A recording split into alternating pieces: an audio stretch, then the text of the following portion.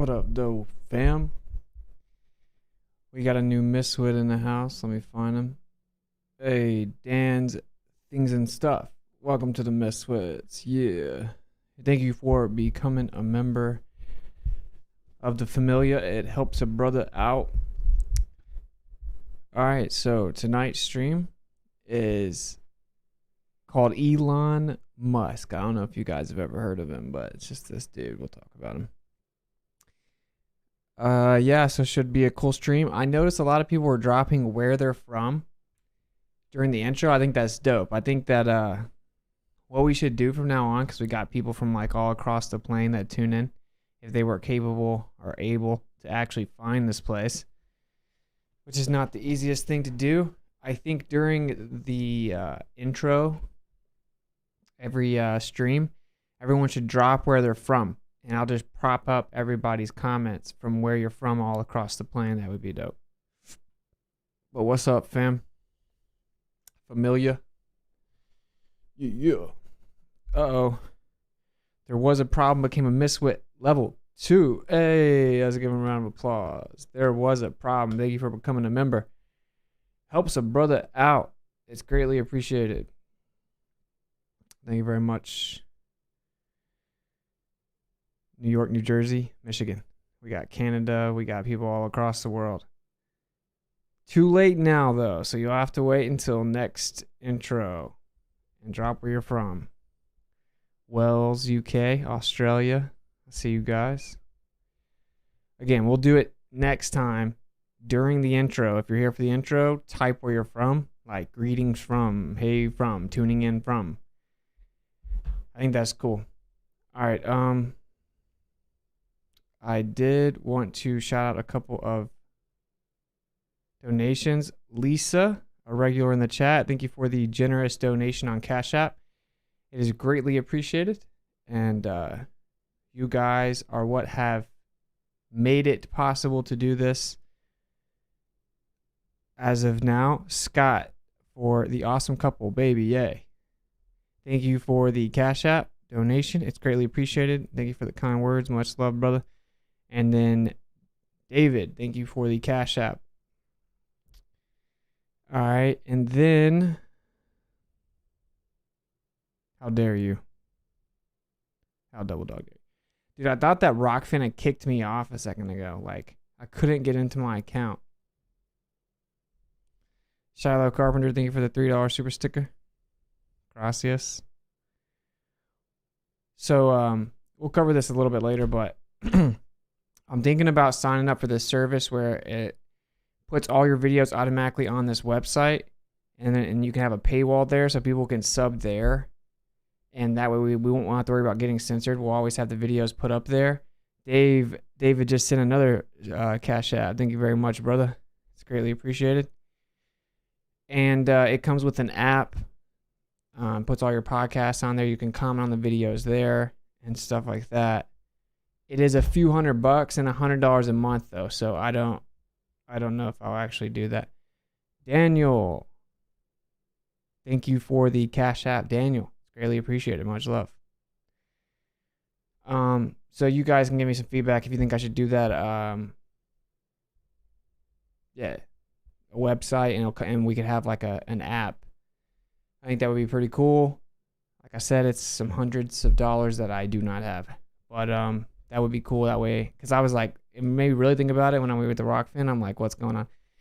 All right, anyway, long enough of an intro, so we'll get into it.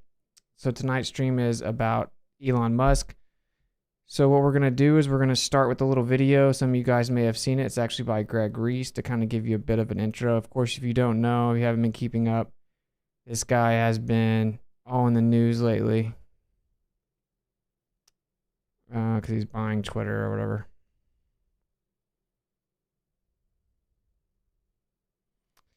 All right, let's check it out.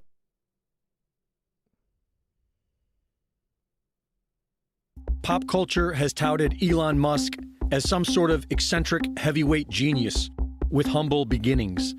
But this is demonstrably false. Elon Musk was born in South Africa, where he claims he grew up extremely poor, but his family owned an emerald mine. As a teenager, Elon would trade emeralds for cash in New York City, and his father bragged how they had so much money we couldn't even close our safe. Musk claims to have had about $100,000 of student loan debt, but he received a full scholarship to the University of Pennsylvania, where he bought a 10-bedroom frat house with his friend Adeo Resi and ran an illegal nightclub. The pop culture claim is that Elon has an IQ of 155, but this has never been tested, and after being accepted into Stanford for PhD studies, he dropped out after 2 days.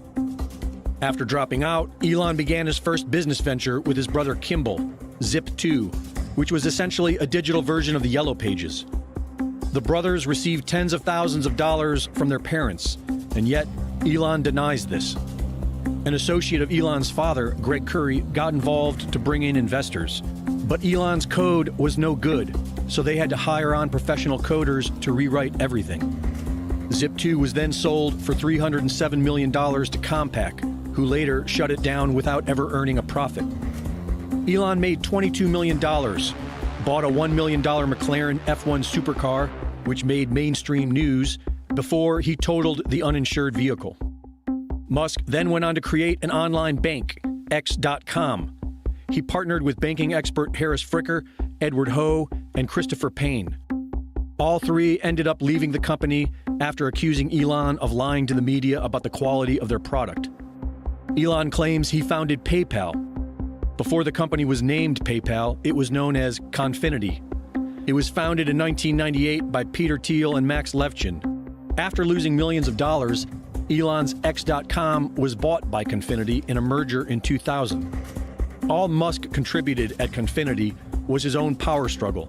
He made himself CEO and pushed to change the name to X.com. The executive team successfully petitioned to fire Musk while he was away on vacation. Part of Musk's resignation agreement stipulated that all references to founders of the company will be removed from their website, allowing Elon to claim credit, which so far is all he has ever achieved. Peter Thiel then rebranded the company as PayPal, went public, and sold to eBay for $1.5 billion.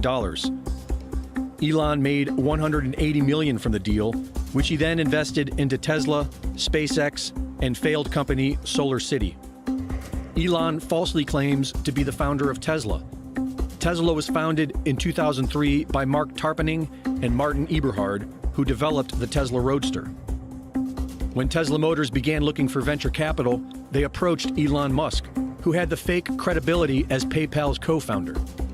Musk joined with the condition that he be named chairman of the board. In emails, Musk was upset that the media was not giving him credit for Tesla Motors and went after Martin Eberhard, replacing him as CEO. He then forced Eberhard out of the company and rewrote the company's history to have himself listed as an original co-founder. Martin Eberhard, the man behind the Tesla Roadster, was promised the first Roadster off the assembly line, but Musk screwed him over on that as well and sent that car into space. You can tell it's real because it looks so fake, honestly. So who is Elon Musk?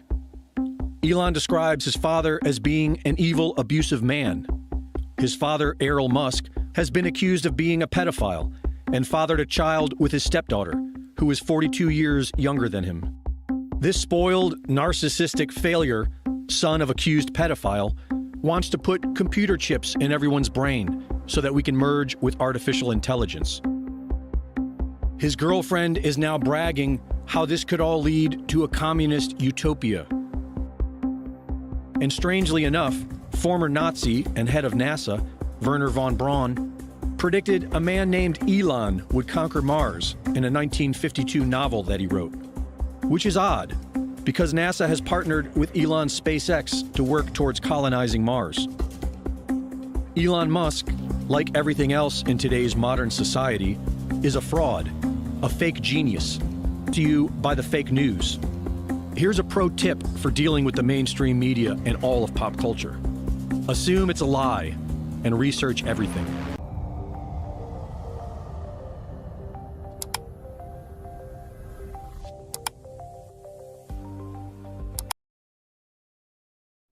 In a world. Adam, thank you for the Cash App. $5 for keep up the great work. Will do, brother. Thank you for the support. All right, so that is just a little brief intro to this guy named Elon Musk. Now, of course, we all know he's all in the news right now because he's allegedly buying Twitter, and he's going to implement free speech. Now, if anyone watched the Kanye West stream, I covered what I thought about that, and I thought that there was a trifecta of this certain archetype they like to use. Clearly didn't research space. Yeah, Greg Reese has actually done a flat Earth video, and he put right after the sent the car to space, he put it looks so you know it's real because it looks so fake. Then he put NASA symbol with the snake tongue going through it. He's done a video on flat Earth for InfoWars. Anyway, Greg Reese is crushing, bro, in my opinion. Someone said, "Do you think you could just try out the app thing?" On trial, yeah, we could try that, but I have to still pay for it up front. It's like some hundreds of dollars. So we'll figure it out. I just think it'd be a good idea anyway. Because like I saw someone say, I want to say some truth right now, but PayPal might find me $2,500 or whatever. I'm like, yeah, dude, that's what I'm talking about. I need to figure out a way to ensure that no matter what, we'll always have a website that we can go to and all the content can get there. And I don't have to worry about being kicked off, or if you guys had sent some money, then they try to steal it or anything like that. We'll figure it out. Anyway, so that covers some stuff there. The whole mainstream story about Elon is a lie. And that right there should already raise red flags. Of course, if anyone is propped up on the mainstream stage, that should raise red flags. So like I covered in the Kanye thing, it's a beautiful archetype for the grabblers. The grabblers being a name that we call people behind the scenes or powerful people that call the shots. Typically reference to a particular ethnic group, but it doesn't really matter. You know, anybody can be a grabbler, and just because you're a certain ethnic group doesn't mean you're a grabbler. It's just a funny word, and the word "they" gets annoying.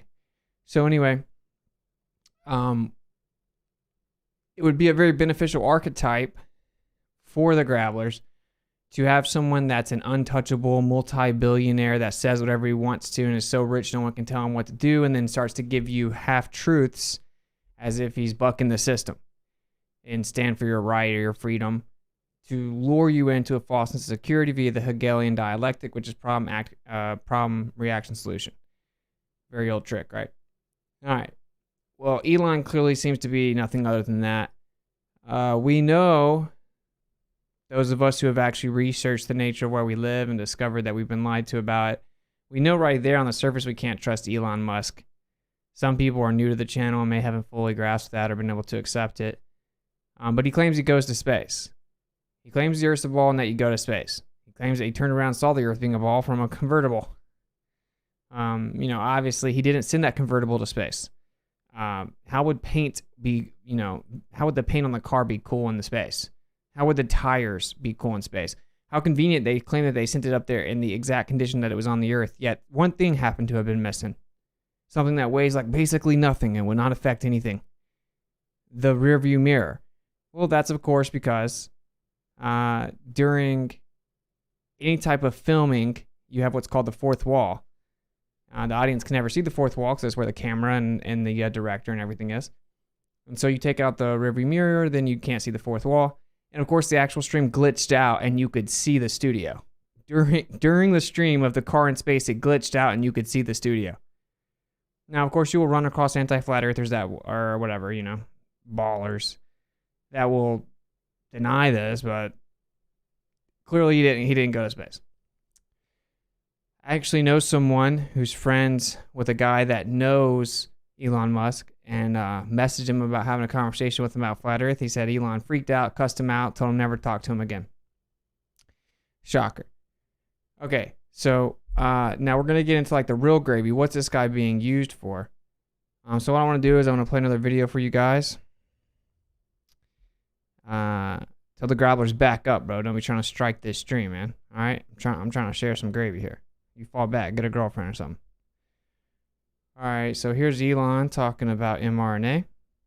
Breakthroughs on the medical front, particularly around synthetic mRNA.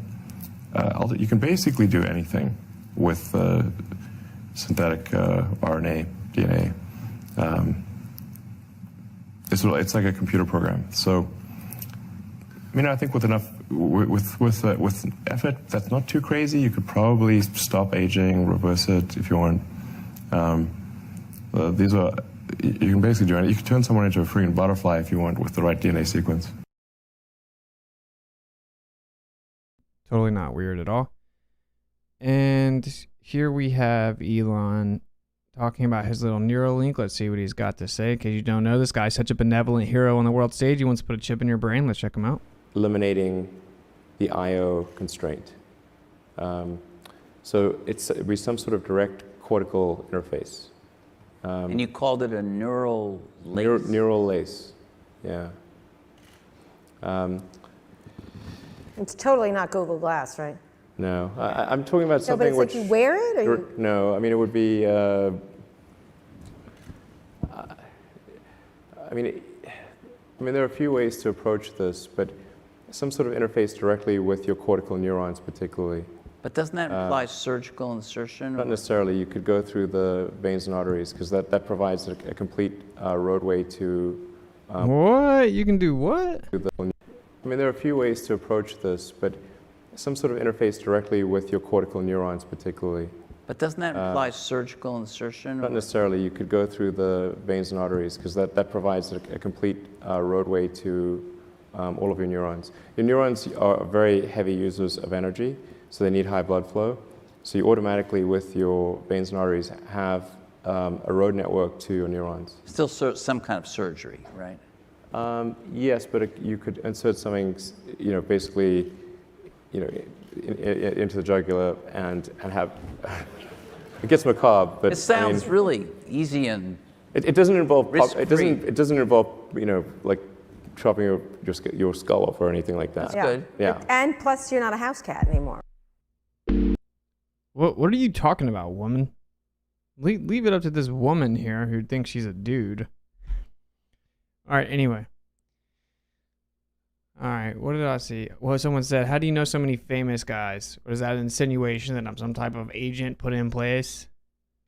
Jeez Louise. Someone I know, I guess he grew up with him or something, grew up with a famous producer of music, and he had met Elon, he had his number, and he texted him about Flat Earth and got cussed out and blocked. I only know a few famous people. You want to know one of the ways that we know famous people? Sometimes famous people reach out to us behind the scenes and say, I can't publicly say that I'm a flat earther, but keep doing what you're doing. You're crushing, and we need someone like you to keep doing it because we can't talk about it. We'll lose everything. So, you'd be surprised who all we reach. But anyway, in a world. And yeah, I know a few other people, but all right, here we go. Witsit the Master Mason. Yeah, you know me, the Mason that stood in front of the Masonic temple with a microphone and just called them out for hours at a time. Yeah. The Master Mason that can't pay his bills. Giving the haters ammunition here. He's homeless. All right, let's not digress too much. As you clearly hear him say right there that they could implement this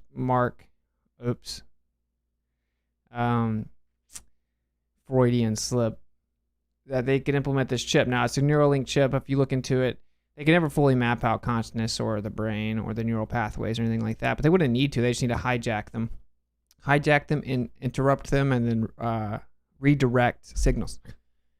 And it's very interesting because the military, the Department of Defense, looked into early 2000s an inoculation that would nullify the VMAT2 gene or the God gene.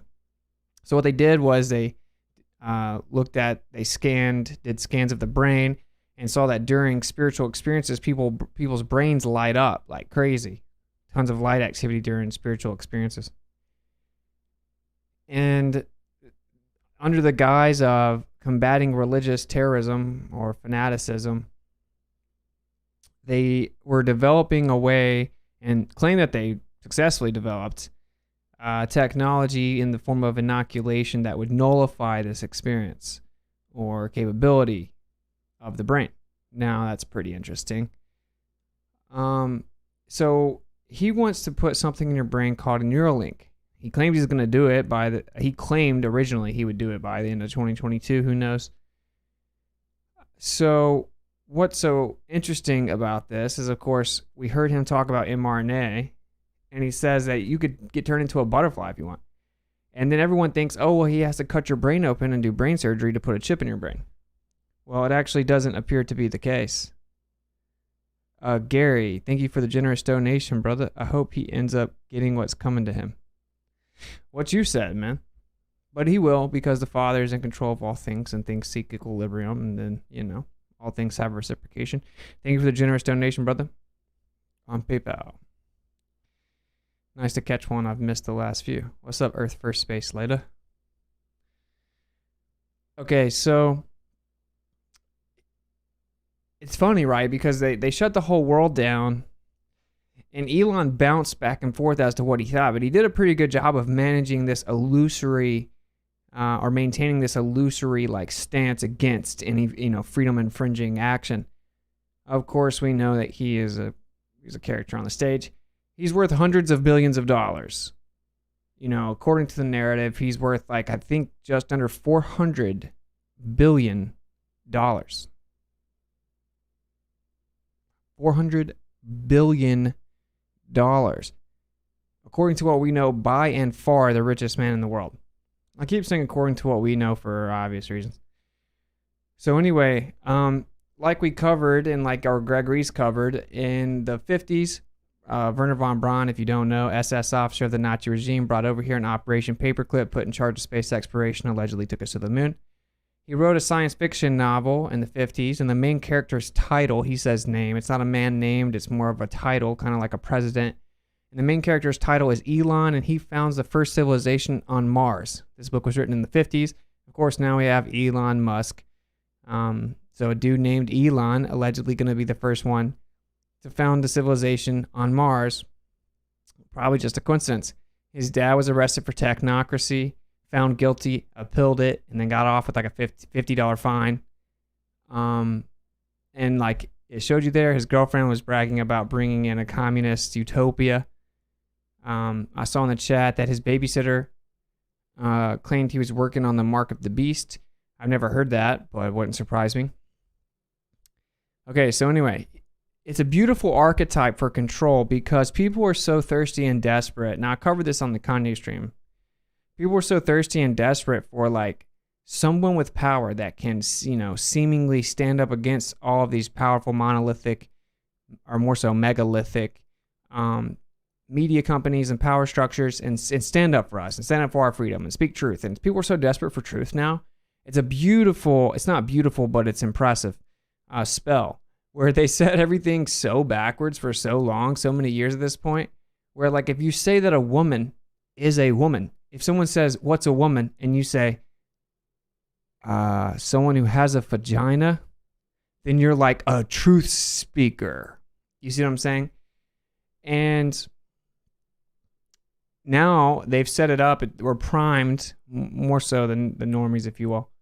Those who have not fully woken up to the lies and decided to step back and unplug from the matrix. They're just desperate for anyone to say, look, man, people are allowed to say what they want to say even if it offends you. And freedom of speech is when you're allowed to say what you want to say, even when it offends somebody. That's when it's important to have freedom of speech. And that's his talking point. He says it's for the good of humanity that he buys Twitter. And he says that even though it was worth 10 billion or 11 billion, and he paid 44 billion, it's because he's doing what's right for humanity. Sounds good. I saw someone say, I can guarantee you Twitter won't stop censoring. What my opinion is, Twitter will undoubtedly rein back the censorship. Shadow banning won't go anywhere. He'll just actually talk about shadow banning openly, so people will think, wow, he is removing it. We'll find out very quickly that Hebrew cosmology, for example, talking about the true Earth will not become uncensored. And if it did, it would blow up overnight. If True Earth was truly not shadow banned, it would take less than a week. And it would be so big, there would be no going back. So I doubt that happens, but I do certainly see them reining back the censorship because it's so egregious at this point that just like a little bit of removal of the censorship would look good. So anyway, long story short, they're using the archetype of a billionaire that can say whatever they want to. Trump, Elon Musk, and Kanye West. Yes, that's right. I think that they're all in on it. it being the intention to get a New World Order. All right. So anyway, he had this baby with this girl, and they name him all these like letters and numbers, like an algorithm, right? So let's look at a song. I'm gonna have to pause it throughout the song. I don't know if you guys have ever heard it, but we're gonna look at a song that the person that he used to be with and he had a baby with named Grimes. Let's see what all she has to say in her art here.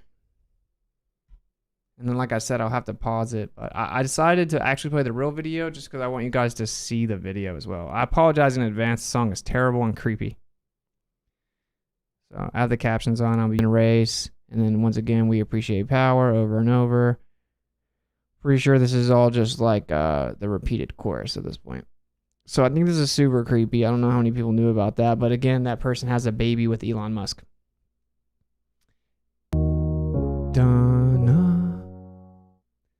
So yeah, I think that's super weird. I saw some people asking me to do my little like freestyle to start the streams. I'll maybe start that next stream or something.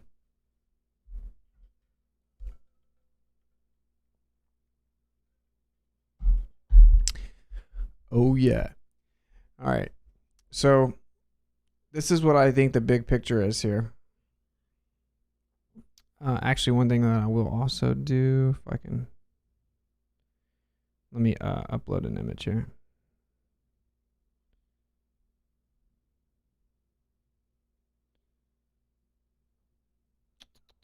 Image. There's my cat. Totally random. It's from the last stream. All right. Oh, it didn't save it. How dare them. All right, anyway, I was just going to show you a picture. You've probably already seen it, but he was on the red carpet. He had a white jacket on, and it said like Novus Ordo Seclorum or whatever, which is New World Order in Latin. It's on the back of the dollar bill. Why is this peace-loving guy that's standing for freedom and wants us all to be free and individual somehow talking about the New World Order on his jacket? Like, can we just do a little recap here? This dude lies about his position at PayPal, lies about his position at SpaceX and who started it or started Tesla, claims that he goes to space, claims that he sent a convertible to space, which defies the second law of thermodynamics, is just dumb on his face, removed the the mirror that would see the fourth wall, glitched out during the stream. And then when asked about why it looked so bad, he said, oh, well, the way you know it's real is it looks so fake.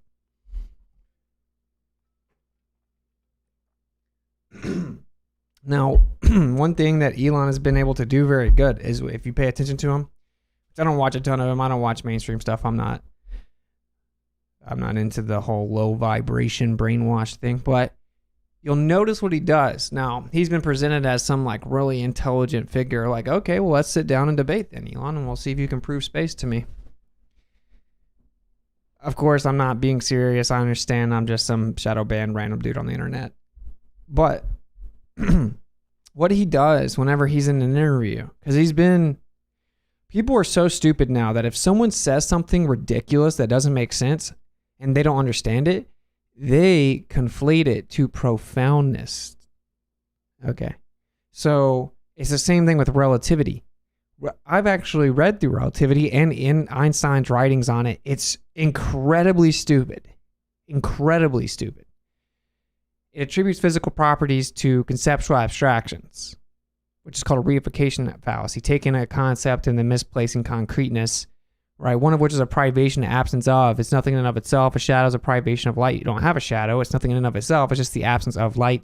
You can have attributes like it's being cooler in a shadow, but it can't have physical properties, of course. Anyway, long story short, sorry. So people think relativity is like ingenious and amazing and profound because they don't understand it, and this is what the trick with Elon is. So when Elon's asked a question, this is what he does. He's like, so Elon, I hear you're trying to hijack everyone's brain and basically take over the world, turn people into robots. And then he does this. He's like, yeah, well, the thing is,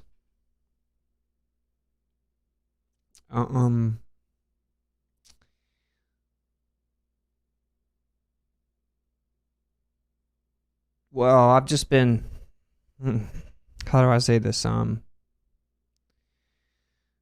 Yeah, well, what is life?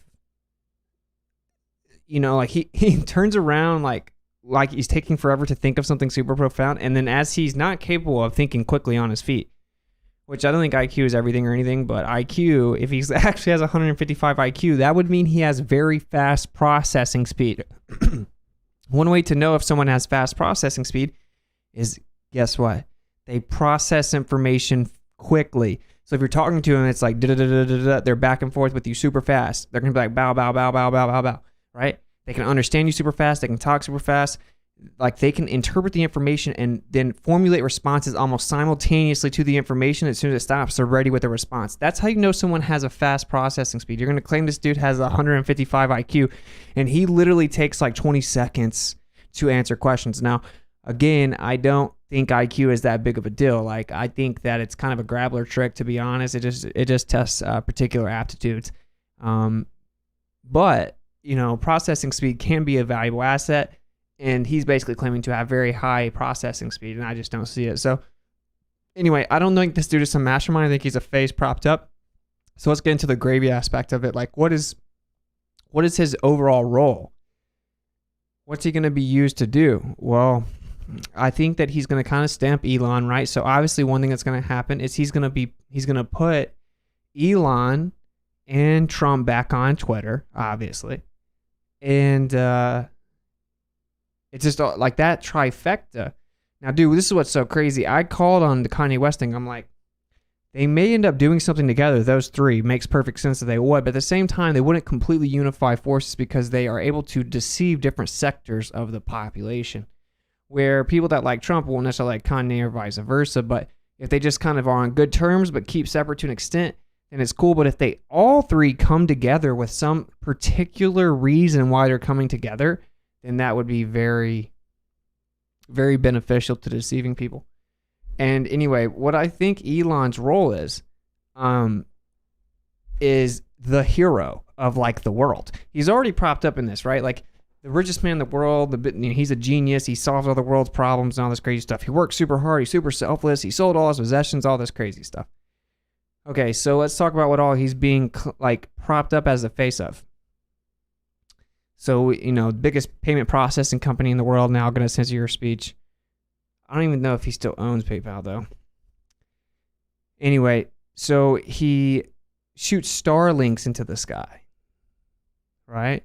Now, I've actually went and documented those launches. They're real. Like, definitely shoot something in the sky. I mean, I don't think anyone disputes that. And Starlinks are real. I've seen them in the sky. And I actually have showed you guys. Hopefully, I can find out. I'll show you guys right now, but I've showed you guys some of the tests that Starlinks does.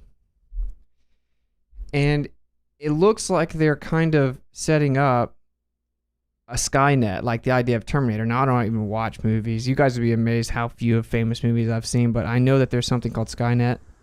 Now, here's Starlinks doing a test. Now, watch what it does. These are two different groups of Starlink satellites, which are definitely, obviously, much lower altitudes than they claim. They claim these things are like, what, 3,500 miles away or more?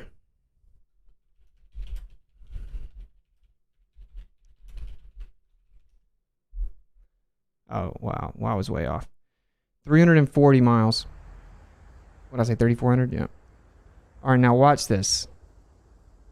Look how bright those are for 340 miles. You see how it's shooting lasers across the screen here? You see it? Right. So this can effectively be used for interferometry. Now, what these lasers can do is create holographic projections. This is how you create a holographic projection. I could drop all kinds of papers for you that will show this from the government, etc.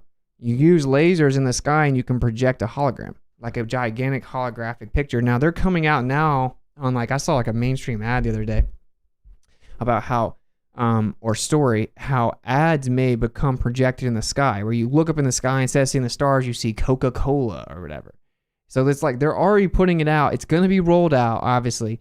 The idea of looking up and seeing artificial holograms in the sky. So Starlink can be used for that right there.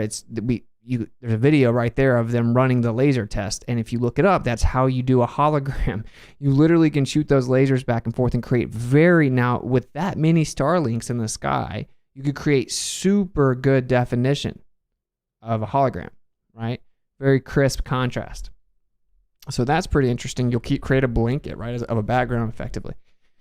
So that's interesting if you look into Project Bluebeam, the idea of all this different stuff that they claim they're going to do with that, or people claim at least. So that, and of course, the idea, if you have these things just covering the sky, that's surveillance. That's complete surveillance. Like, where are you going to go, right? If these things have thermal imaging, if they use electromagnetic sensory development and stuff like that, like, you know, it could be crazy surveillance. So the idea of Skynet. So he's in the sky. Now, he's obviously not going to an outer space vacuum or to Mars or anything, but none of that matters. I watched him shoot Starlinks up. They go super slow. They like barely move in the air. It's crazy. I was sitting there with my P900 like trying not to fall asleep. I'm like, bro, is this it? People were like, oh, I'm like, are you guys dumb? You guys think this is going hundreds of miles into space, bro? This is like a joke. It looked like a balloon was lifting off the ground. It was insanely slow. It started going over a very slow altitude. But there's stuff in the sky. I actually think there's probably superfluid in the sky. They use electromagnetic perpetual motion because, you know, superfluids have no friction or impedance, but you get it. So we have that. We have Starlinks. That is wild. You're a rock star, bro. Keep killing it. Thank you for the kind words in the super chat, John. Much love, brother. Something else that he does, of course, is he created Tesla, and he's there's this push towards shifting all vehicles to electric vehicles. Now, obviously, it's stupid for tons of reasons. Whenever the electric car dies, what do you have to do? You have to bring a truck out there with a generator running off of gas to charge the battery. How do you actually get electricity in this stupid gravelly world where we don't know about what magnetism is, and we don't know about ether physics, and we don't know that you know, you could actually get energy for free. It's all around you. And yeah, you could attain energy without any loss, is in my opinion. But, you know, modern academic sources and particle physics can't explain what magnetism is, and they claim something about virtual particles and virtual photons. And notice the exchange of virtual photons is just a concept. It doesn't actually exist, but we treat it as if it's real, even though it's never been the input or output of any experiment, and its existence is questionable at best. We utilize it as an abstraction to help balance out our equations. That's Richard Feynman. And anyway, so they can't explain magnetism, they can't explain electricity, they can't explain electrostatics, they can't explain light. They basically claim that it's magic, it's inexplicable, it's mysterious. No, actually, it just doesn't work with particle physics, and ether physics explains it exactly or perfectly. It's a viable framework. Magnetism is nothing more than the dielectric field and then the spatial expression or extension of the loss of dielectricity, centrifugal divergence, centripetal convergence. We'll cover that some other time. But anyway, I digress. So the point is that we don't understand what these things are, so we think we need what they say. And in the current paradigm of needing utility bills and stuff like that, you have to charge your little batteries with, you know, a finite supply, which typically comes from coal. And so that's so stupid, right? Like, oh, we need to get clean, you know, energy resources. So we're going to remove, you know, fuel consumption, but we're going to use coal. So it's kind of like I think like a litmus test of stupidity in one way. But anyway, obviously, the reason they want everyone to have electric cars is they can turn your car off. Duh. Now, of course, they act like it's for the environment. Do you know what digging up all that lithium does to the environment? Are you kidding me? But anyway, they claim that it's for the environment and all this stuff, but it's really for, have you ever seen iRobot? They're just going to be able to control you. They'll turn your car off. They'll control where it goes. They won't let you drive it, whatever it is, if you don't take your mark, maybe. So he's integrating like a crazy control within the technology sector in all aspects, including transportation. He's also looking into building 18-wheelers, which he wants to replace all the 18-wheelers with automated Tesla trucks, which is how you get all your food. That's how you get all your supplies. If you saw like the whole thing with the truckers basically protesting, that could actually really have drastic implications. That's how you get most of your stuff.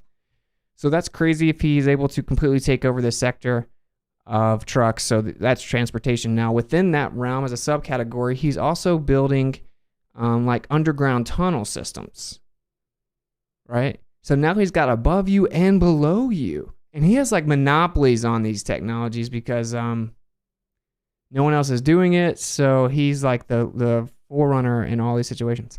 Hi, I'm Adam. I'm 99% empty space. Yeah, and I'm an electron. I'm 100 billion times smaller than them. I'm 100 million times smaller than the atom. And I'm a charge-carrying particle of matter. Anyway, Globers admit that space has 96% imagination. Yeah, no, it's super funny. It's obviously a fluid medium. All right, so it looks like he's being used to build and integrate this crazy technological surveillance system top to bottom. And on top of all of that, he wants to give you a Neuralink. Now, think about the implications of this. First of all, what could he be putting underground? Receivers. He could have receivers that are built underground and pop up above ground. And a lot of people say signals can't be reached underground. They can't, but you could build the tower to just barely come up over the ground, and it would. You could also build them up through mountains, all kinds of stuff. Anyway, so via electromagnetic manipulation, you can control nanoparticles inside of a living host, like an organism. It's been proven. You can prove it. You can manipulate behavior, and you can intercept neural exchanges and pathways with electromagnetic manipulation, utilizing a carrier agent now of nanoparticles. Now, if you know about the genetic modification that was rolled out, if you don't know about it, I mean, I don't know where you've been, but of course you do know, where they basically try to put a gun to your head and tell you to get genetically modified, had nanoparticles in it. I have a stream up, still up, called Graphene. Terrible service, and it was getting attacked a lot, but explains a lot of that.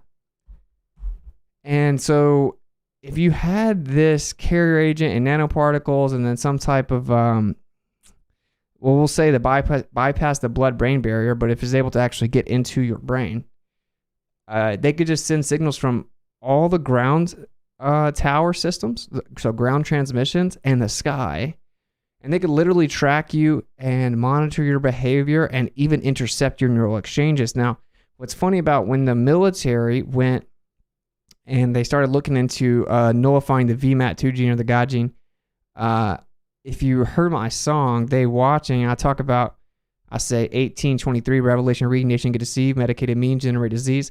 1823, pharmacy decree, patients get deceased, illumination flees, taken by the beast. And that's because in 1823, talking about the people that take the mark, it says that the light in their body leaves and that they can no longer hear the voice of the Messiah, right? So, or the creator. So what's interesting about that is, what a coincidence. That's from thousands of years ago, and now they're literally saying that when you have spiritual experiences, that sees your brain light up, and they can try to nullify it. Now they're trying to put something in your brain via inoculation, which is, because that's what it would be. They're not going to get the whole world to take something you have to cut your head open for.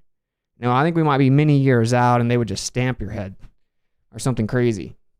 Me and Kai were talking about this at dinner, like, or maybe they do something where it's like you just download an app, and you're like, shh, and like, I have no idea. It will not be as invasive as lay down and let me cut your head open.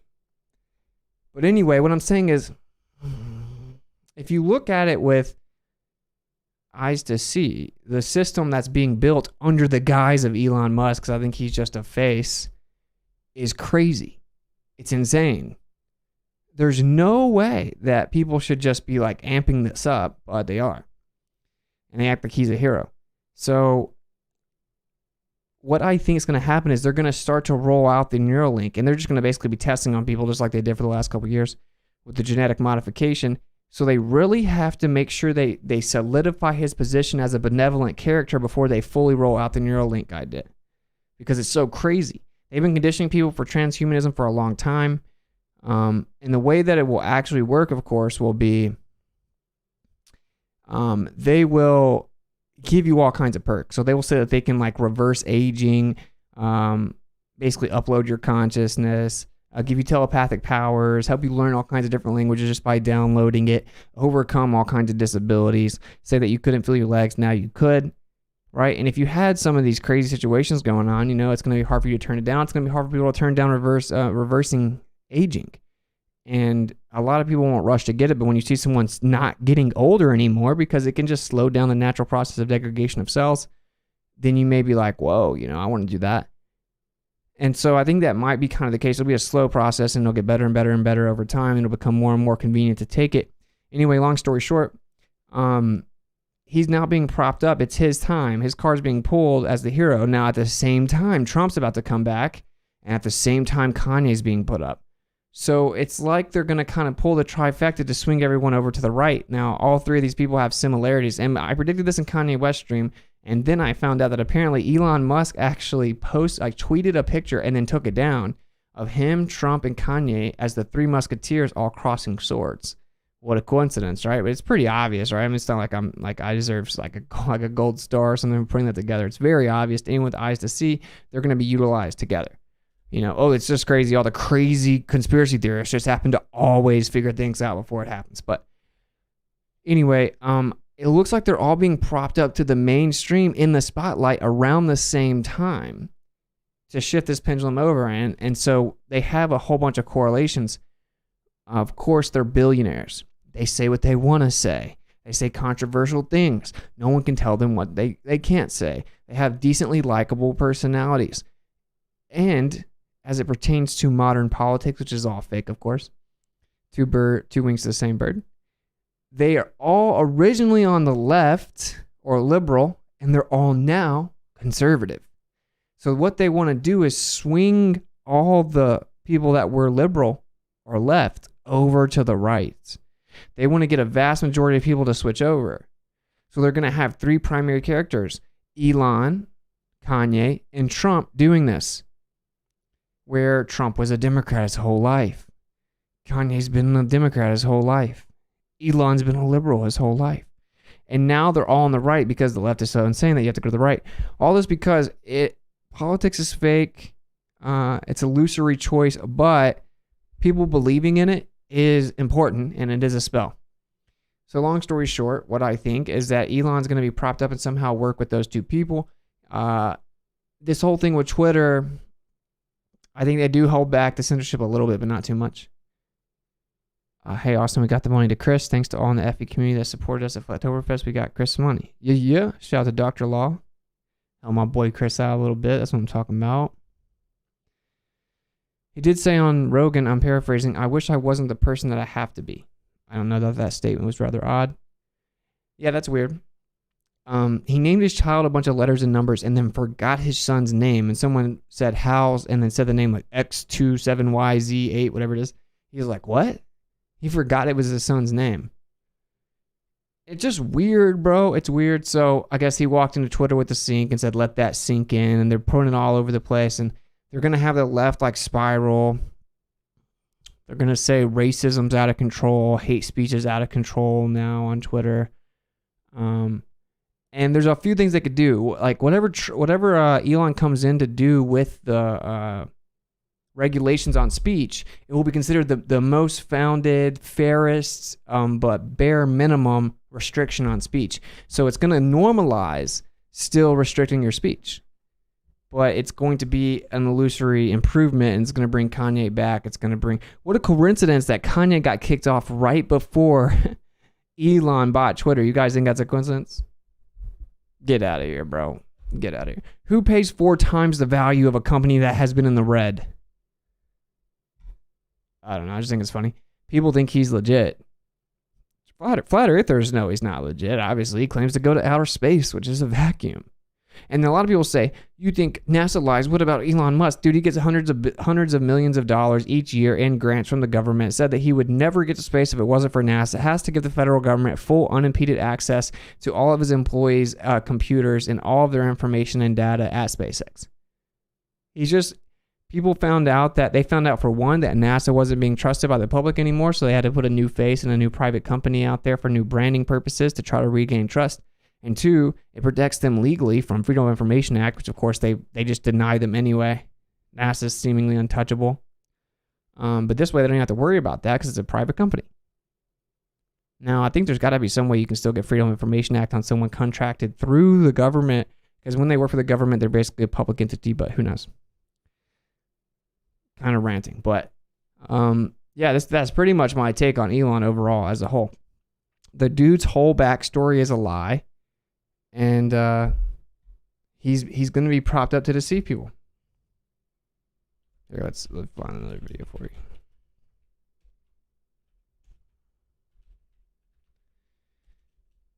And what's funny is so many people are hating on him too, but hating on him not because I'm like, this dude's a psycho and wants to put a chip in your brain. They want the chip in their brain. They're just like, oh, how dare him like let Trump back on or whatever. And I'm like, yo, they're gonna trick those guys though. All right, let me find a video.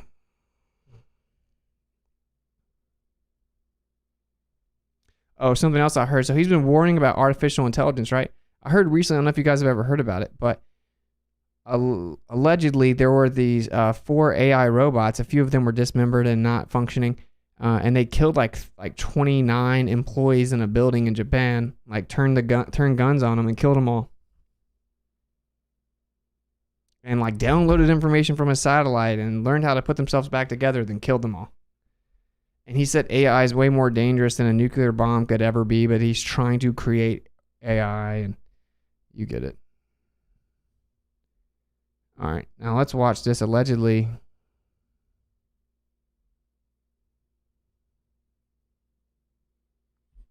all right, actually, let's see what he says. I've never seen this, so I'm gonna watch it with you guys. Now, This is not in any way real. That's why you only see cartoons. another way to flood human society with AI technology and to I heard someone say Elon doesn't look like the original. Yeah, but I think he may have just got a hair transplant. take over human society would be to introduce like human-like robots that would do the jobs that humans have been doing up to this point. And how about infusing AI robots into society to the extent that they are actually in people's homes doing tasks, cooking the dinner, whatever. Now, that would be a really effective way of really advancing this AI takeover of human society. Now, who of all people, right, is going to stand up and warn people about this, campaign against it? Of course, Elon. He says, the danger of AI, it's going to delete humans as we know them, so he's going to be against this, isn't he? I try to convince people to slow down AI, to regulate AI. I tried for years. Nobody listened. But it doesn't end there. Musk, through Tesla, another company he fronts up, is producing autonomous vehicles. Now, autonomous vehicles need to be electric. And so the push to electric vehicles is being done on the basis that it's saving the world from climate change. But that's the excuse, that's the scam. The real reason is if you're having autonomous vehicles, they can't be petrol driven or diesel driven, they have to be electrically driven. So your electric vehicle is nothing to do with saving the bloody environment. Just look at the environmental consequences of the... Yeah, it is David Icke. He's a little much, but we're going to finish the video. batteries alone. It's moving to autonomous vehicles. What does that mean? It means the computer is going to decide where you can and cannot go, and not you in a petrol diesel vehicle. Yeah, exactly. Like the fact that everything this guy is trying to implement could clearly be used with benevolent intentions that would be drastic should really kind of raise a red flag to anyone that can bump a couple brain cells together. That's what it's about. Control. And Elon Musk is at the center of introducing autonomous driverless vehicles through Tesla. Now, it goes on. I came across a long time ago now a man called Dr. Richard Day. I've written about him at length in some of my books, particularly one called Phantom Self, where I go into what he said in some detail. And this is a Rockefeller family insider, red flags, flashing red lights, and used to be an executive of Planned Parenthood, Rockefeller Operation. And he spoke to some pediatricians in Pittsburgh, Pennsylvania in 1969. I did one of these videos about it some weeks ago, maybe a few months ago now. And what he said was to these pediatricians, don't take notes, turn off any recording equipment, because I'm going to tell you how the world's going to change, because basically that which he is part of is going to change it. Well, there was one pediatrician, and he did take notes. And sometime later, he did some. Commuting is so dumb, being crammed together like that. Yeah, like I personally hate it, dude. I went to New York City and I can't stand it. I mean, yeah, if you look at the cities, they're built just like computer chips, and they can just be shut off, obviously. But just imagine like everyone being connected to that grid system within there, all crammed up. Like, my gosh, bro. You'd have a bunch of mind-controlled zombies if they all had Neuralinks, I'm just saying. Radio interview. Or maybe if they had some type of carrier agent with nanoparticles that could be manipulated with electromagnetic fluctuation. I don't know. That sounds crazy, though. For a website describing what Day said that night in 1969. And the reason he did that is because by then he could see that what Day said that night was happening. And if you read what Day said was going to happen in the world, including, by the way, we're going to make boys and girls the same, you will be staggered at the accuracy of it. And one of the things he said and kind of emphasized at one point was we're going to get people living in micro homes, tiny apartments, where basically the population will live in what Schwab would now call the Great Reset. So micro homes, which are happening around the world now, just as Day said they would, are fundamentally part of this global cult agenda for the world and humanity. Now, Elon Musk, he gets everywhere, this bloke. Elon Musk is producing these very micro homes. Correct. He's producing these little tiny homes for the cheap. Through Tesla. And it's amazing that you have this guy and everything he produces and touches and talks about is straight off the agenda of this global cult. What? And just think about it, too. This is one guy. He's supposed to run SpaceX, supposed to run Tesla, supposed to be running Neuralink. He's producing driverless cars, putting satellites in low orbit. No, he's not. For the cloud. He's producing the micro homes. He's producing robots. Producing advanced phones. Just to clarify, I'm not against micro homes. I think that you don't need a big home, and it's a deception to have a big home. Families are supposed to live close together, and you should spend your money on the land the house is on. That doesn't mean you should buy a bunch of tiny homes crammed in small areas. And maybe it's because, like I said with Harari, maybe it's just because he's brilliant. Maybe he's just an amazing man. Maybe. But Joe Rogan, the talk show host, when he interviewed Musk, was kind of in awe at how this guy could do it all. How did he find the time with all these things going on simultaneously?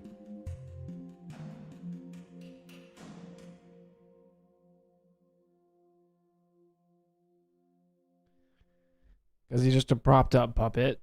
Duh.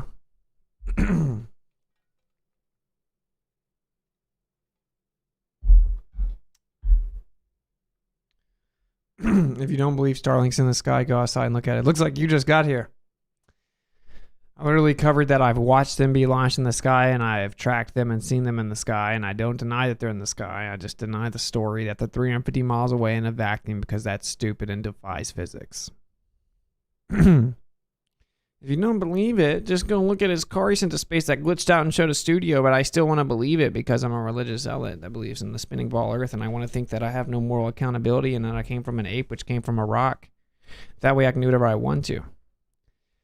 Just in case you were wondering, the creator sees you, and no matter how much you try to convince yourself he doesn't, he still sees you. All right. So anyway, the problem with Elon Musk is many, but yeah, like just obviously if you found yourself here, you should already know this, you would think, but maybe not. They want mansions here. That's for later, yo. They're being prepared still. Yeah, like I'm not a big fan of mansions at all.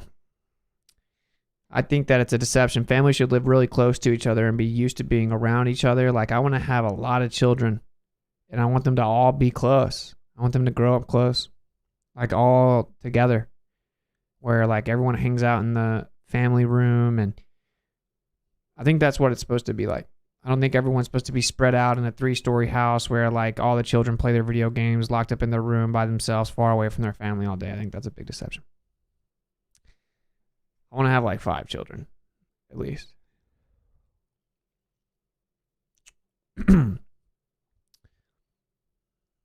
Wow, dude, someone's triggered in the chat. Oh no. Yeah. And like I said, dude, we're going to do some videos on the scriptures, and it's so much gravy. So maybe I'll talk about that for a second, actually, because I just feel led to. Like, I'll wrap up Elon. So Elon is the archetype of billionaire that can say whatever he wants to. He's going to seemingly be utilized for the same purpose in the near future that Trump and Kanye West are going to be used for, which is the archetype of billionaires that can't be told what to do, say whatever they want to. No one can control them, speak some truth, stand up for your freedom. Are a loose cannon. Their money and their power makes them untouchable. He's going to put Trump and Kanye back on.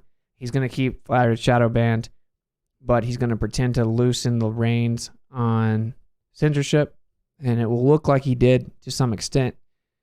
And Twitter will basically become an an all-in-one media platform where you will have the benefit of live streaming, but more elegant, and Etsy and all that stuff. It'll integrate into like a powerhouse app with way better processing and user-friendly programming. He will definitely make the platform better.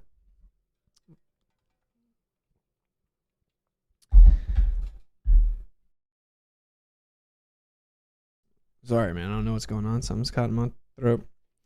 So, there you go. He married some chick, or I think he dated some chick and had a baby with a chick named Grimes. You listen to her song. It's like, we appreciate power. What will it take to make you capitulate? Or you're not even alive if you're not backed up on the drive. Come on, baby, upload your mind. And some people think that we're insane, but AI will reward us when it rains. And again, holds the baby that's named a bunch of letters and numbers like it's a computer. From the guy that wants to put a chip in your brain, has a Skynet that he's putting up in the sky, which is a surveillance system that can send signals, of course, and they're definitely in the sky, and they do laser tests that can do holography in the sky, and then he's building underground systems and replacing all the transportation.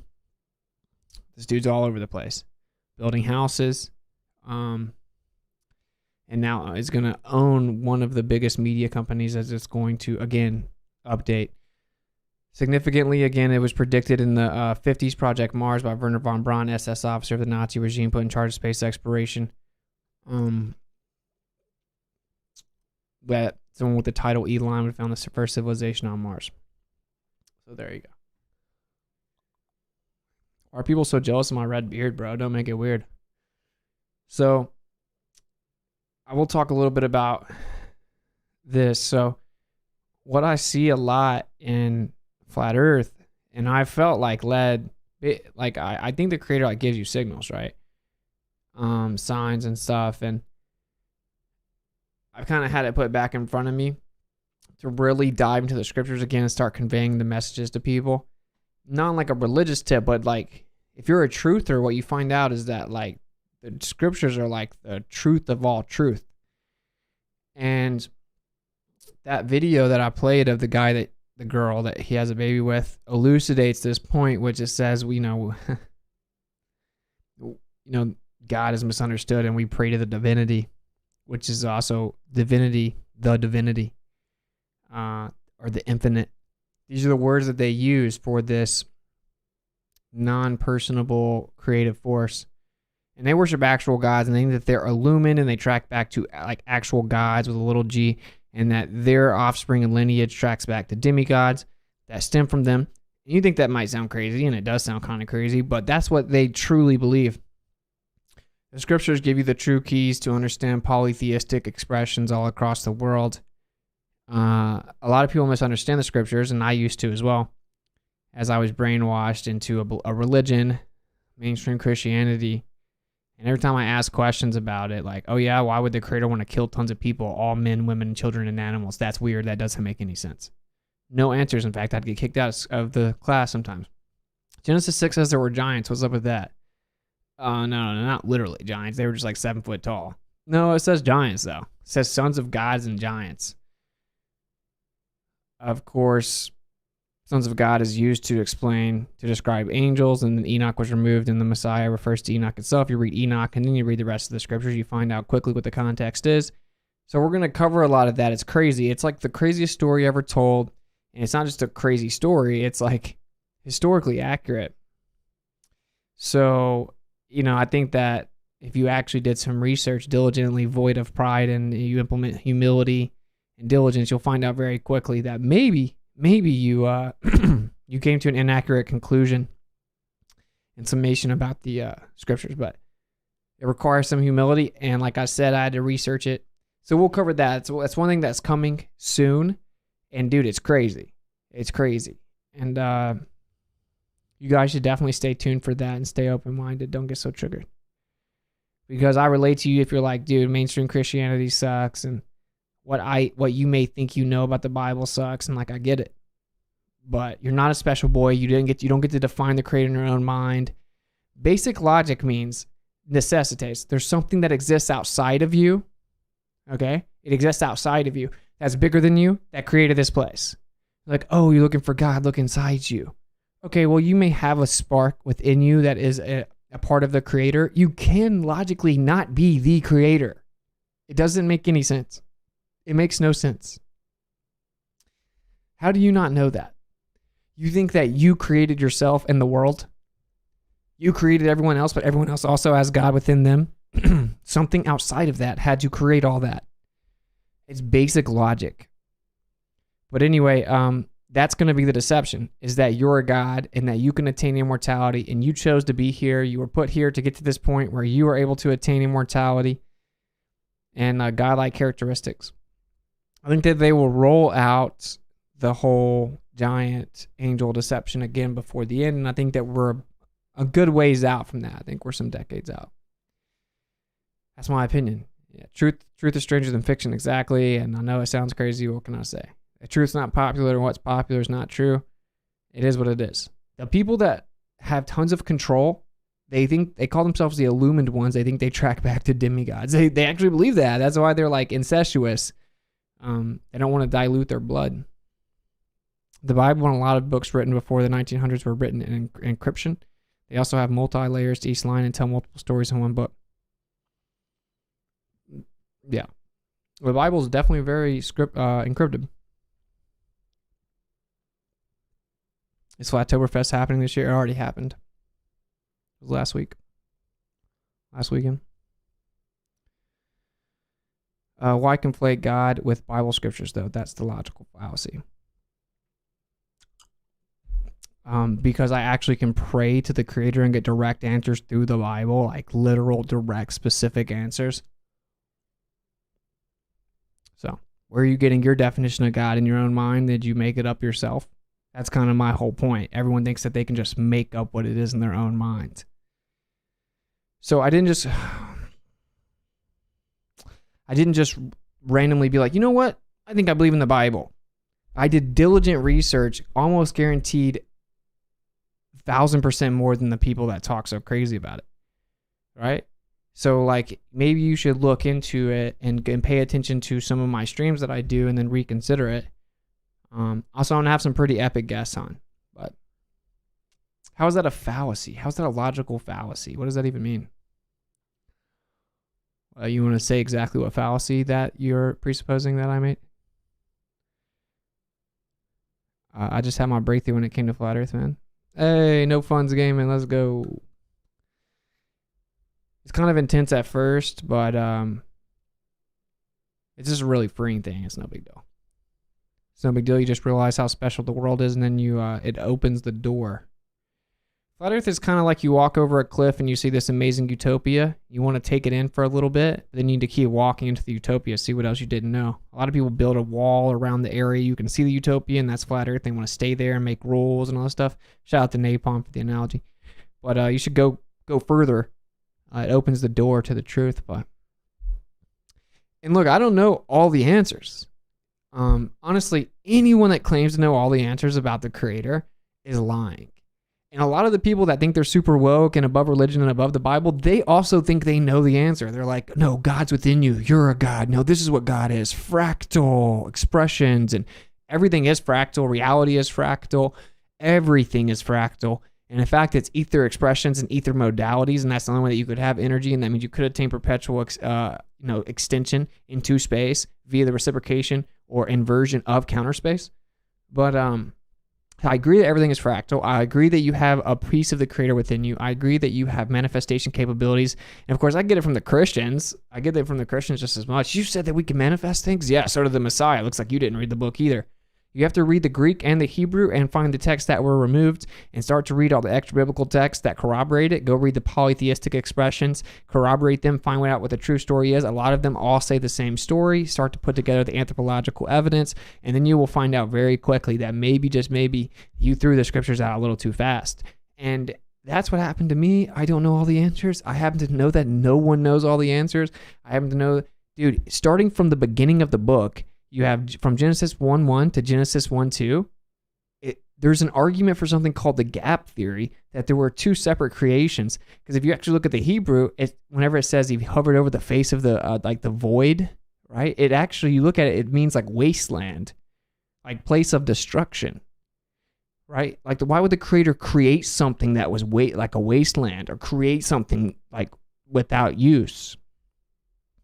It seems as if there maybe have been two things, and then and I'll cover this in a stream by itself, obviously, but that there was a fight within the metaphysical realm, and it kind of destroyed the physical earth. And that's just an example. I'm not saying I do or do not hold to that. I do want to ladle the gravy. It's a lot about that, but that's just an example. That's the very beginning, and that's why I brought it up. It's the very beginning. See, I prayed and fasted, dude, and what I was shown is that no one knows all the answers, dude. We have been so drastically deceived. I don't hold any beef with anyone that's like, that personally thinks the Bible's a deception or anything like that. Like, you're still my homie. I'll treat you like my brother. If you talk reckless about the scriptures, if you talk reckless about Jesus, the name is Yahusha and Yahuwah, and you call him God or Jehovah or whatever, in Yahweh, and you make fun of him or whatever, like, I don't hold it against you. Like, if you are truly trying to find out what the truth is, and you're in your journey where right now you think that's true, like, you're cool with me, bro. Like, we're homies, because everyone's in their process, and I could be wrong about things. One thing I don't think I'm wrong about at all is that the Messiah is real, the most historically accurate figure in the world, and that the Creator will communicate to you through the scriptures. So, even though we disagree, bro, I appreciate you. Hopefully one day I can call in and give an input on this topic objectively, OFC. I don't know what OFC means, but I'm definitely down for you to call in, brother. Black Royalty MGMT, even though I see you pulled away from being a misfit. Austin, thank you for bringing so much gravy and truth to us in these videos. If anyone else can tip small or large, let's bring it. He's got a precious little one on the way, lifting you up, bro. Oh, thank you, man. Thank you for the kind words. And thank you for the very, very, very generous donation. The Boston Runner. I appreciate you, brother. That helps a lot. The monthly payout from YouTube helps a lot. Anything residual does so. The Gravelers may take 30%, but it's still greatly appreciated. If anyone else can tip small or large, let's bring it. He's got a precious little one on the way. Lifting you up, bro. Thank you, man. I appreciate the kind words and the support. It's greatly appreciated.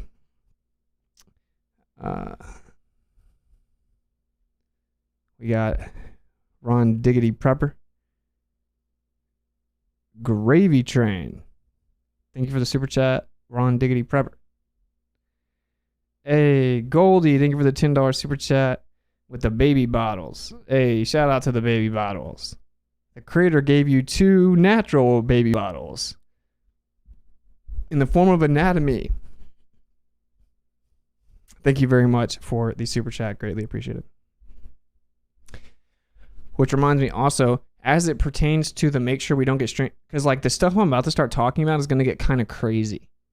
We don't even have to talk about the genetic modification thing. That stuff's dead, right? It's really no reason to talk about that anymore. But I will if I feel that something needs to be covered, but I don't really. But I still think I could get censored for some of the stuff I'm going to talk about. And so I'm really, because dude, I've been so censored. I'm trying to figure out what to do. I think I'm going to have to I think I might have to figure out a way to get my own website where we don't get censored. Now, I don't know. I guess App Store could take me down or something, but Dave hasn't been taken down, right? So if anyone's interested in maybe working out a deal with me where you help like angel investor the app and website, or you like want to even like float money for the upfront costs of getting the app and the website, then email me at WitsitGetsIt@gmail.com. Yeah. I'm just trying to decide if that's a good thing to do. We'll talk about it more in depth at some other point, but because it's like a monthly cost as well.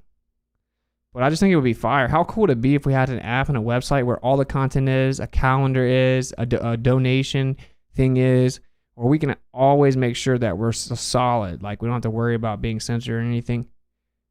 I think that would be cool. Of course, you also can support on Patreon. I think what I'm going to start doing is a weekly Patreon exclusive stream for a couple hours where I chat with you guys with the call-ins, private stream for Patreons once a week.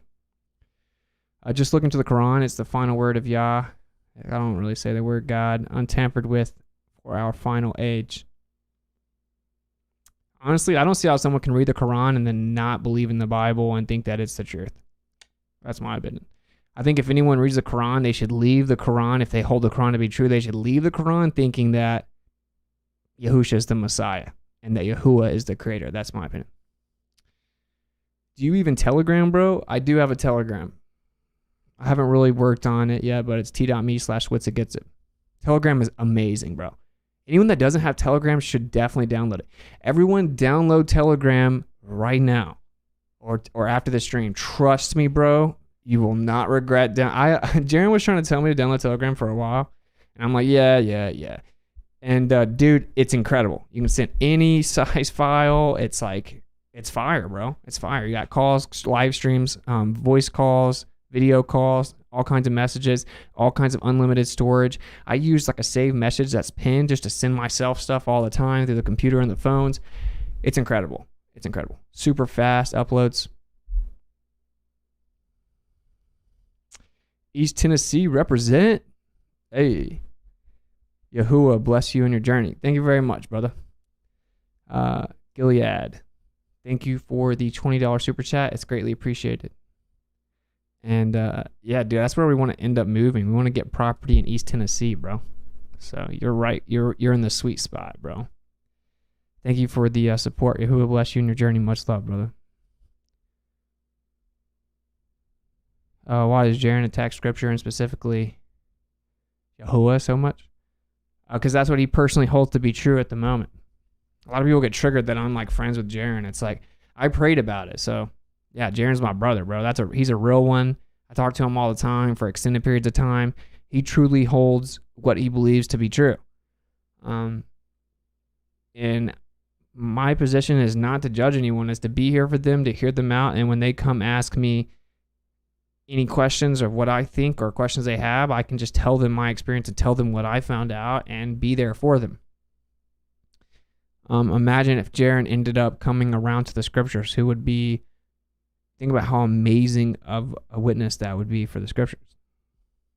And I honestly think that a lot of people that think they know the scriptures aren't true just haven't fully researched it yet. Now, a lot of people will be like, yes, I have. But if it's kind of like flat earth. If the way you research the scriptures is to just hyper focus and try to find what you think is wrong with it, and like, look, I got a gotcha. You can't explain this. Like, oh, you can't explain GPS or whatever, instead of looking at all the actual evidence for what it is and diligently researching it, then you'll remain a baller. And that's how I look at it. And I don't mean that as any disrespect to anybody, but I think people do that with the scriptures. They don't realize they do the same thing we hate that people do with flat earth, and you have to diligently research extra biblical texts and original languages and cross-reference them with polytheistic representations and geographical representations and stuff like that.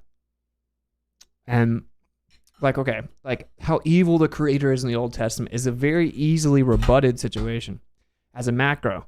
When it comes to specifics, it requires Hebrew context, and it's not easy because there's all kinds of evidence. It's the truther rabbit hole of all rabbit holes, bro. I'm going to start a series on it because it's just so crazy. Just going to repeat your Quran comment, bro. I just responded. Thank you, Cabby, for the $10 super chat. Have you ever looked into the idea that America might be the Holy Land spoken in the Old Testament stories? I have, and I actually plan on doing a stream about that, but I don't want to rush that one.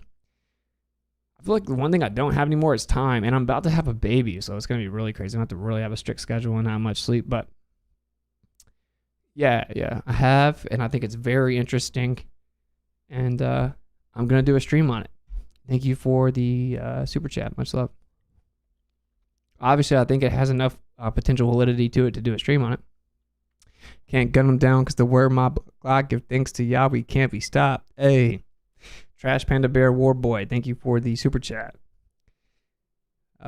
That's the lyrics for They Lookin', in case you don't know. Spun around because the sky's a clock, won't shut it down unless I get off. Can't gun them down because the word my Glock give thanks to Yahweh can't be stopped. Thank you for the super chat, brother. Much love. Stoked on that stream. It's going to be crazy. That's some crazy gravy, bro. Crazy gravy. A lot of information to support that idea as well. Utah is a hotspot. That's what they say. Looks like the Mormons might not have been entirely wrong about that part of it, but they're certainly wrong about a lot more. I haven't got the dinosaur to go away yet, but thank you, Elisa Arlo, for becoming a Patreon. You will get to see the Patreon exclusive weekly stream. Check them out. How dare you? So yeah, anyway, like, bro, simply, metaphysical entities exist. They were created by the creator to basically watch over us with a different purpose. They also have free will. They decided to come and intermingle with human like mankind. It's not the hue of a man. That's a deception, this spell, but who cares? It's about intention, and always intention overcomes words. Like kids are baby goats, but if you call a child a kid, it's okay if you have pure intention. In Islam, Yahusha is considered the Messiah. Scriptures have been messed with, be it Torah, and you haven't done enough research on Islam. I know that.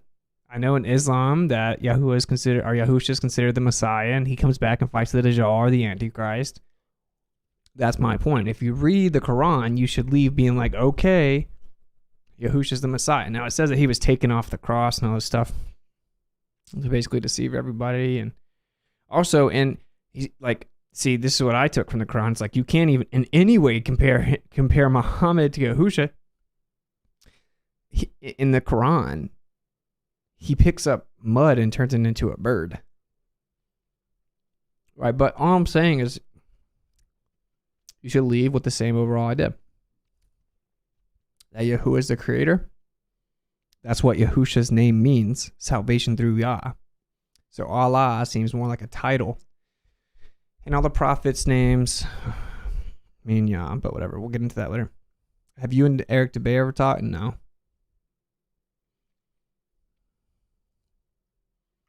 Surprisingly, he hasn't called me a shill, though. I know he thinks that Jesus never existed. Well, I guess that character that's referred to never did exist if you call him that name. That's not what he was called. People speak of the void, but the deep had a face. Genesis 1:2 and Job 38:30. The face of the deep is frozen. Proverbs 8:27. Circle carving that frozen face. Shout out to North Star, by the way. I loved him. Yeah, North Star. Have you ever looked into the gap theory, though, between 1:1 and 1:2? Because the Hebrew actually can mean place of wilderness or destruction, desolate, as if there was previously something there. And that also has context to a bunch of different questions, like where did Cain's wife come from and stuff like that. We'll get into it.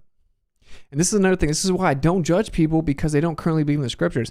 There's a lot of questions that aren't really easy to answer. It requires diligent research, prayer, fasting, and like wisdom, trying to diligently seek out the answer. And so if people have these questions, it's good for you to be calm and patient and humble, and then be there for them as they have their questions. Give the best insight you can, and encourage them to pray about it. I'm a Patreon. I support our cause. Go Witsit. Hey, Elisa, I just saw you sign up. Thank you very much. Much love. Legend. Have you seen Kingdom of Context? Yeah, that's my homie. I've been on their show. Both of those guys are my homies, Sean and Blaze.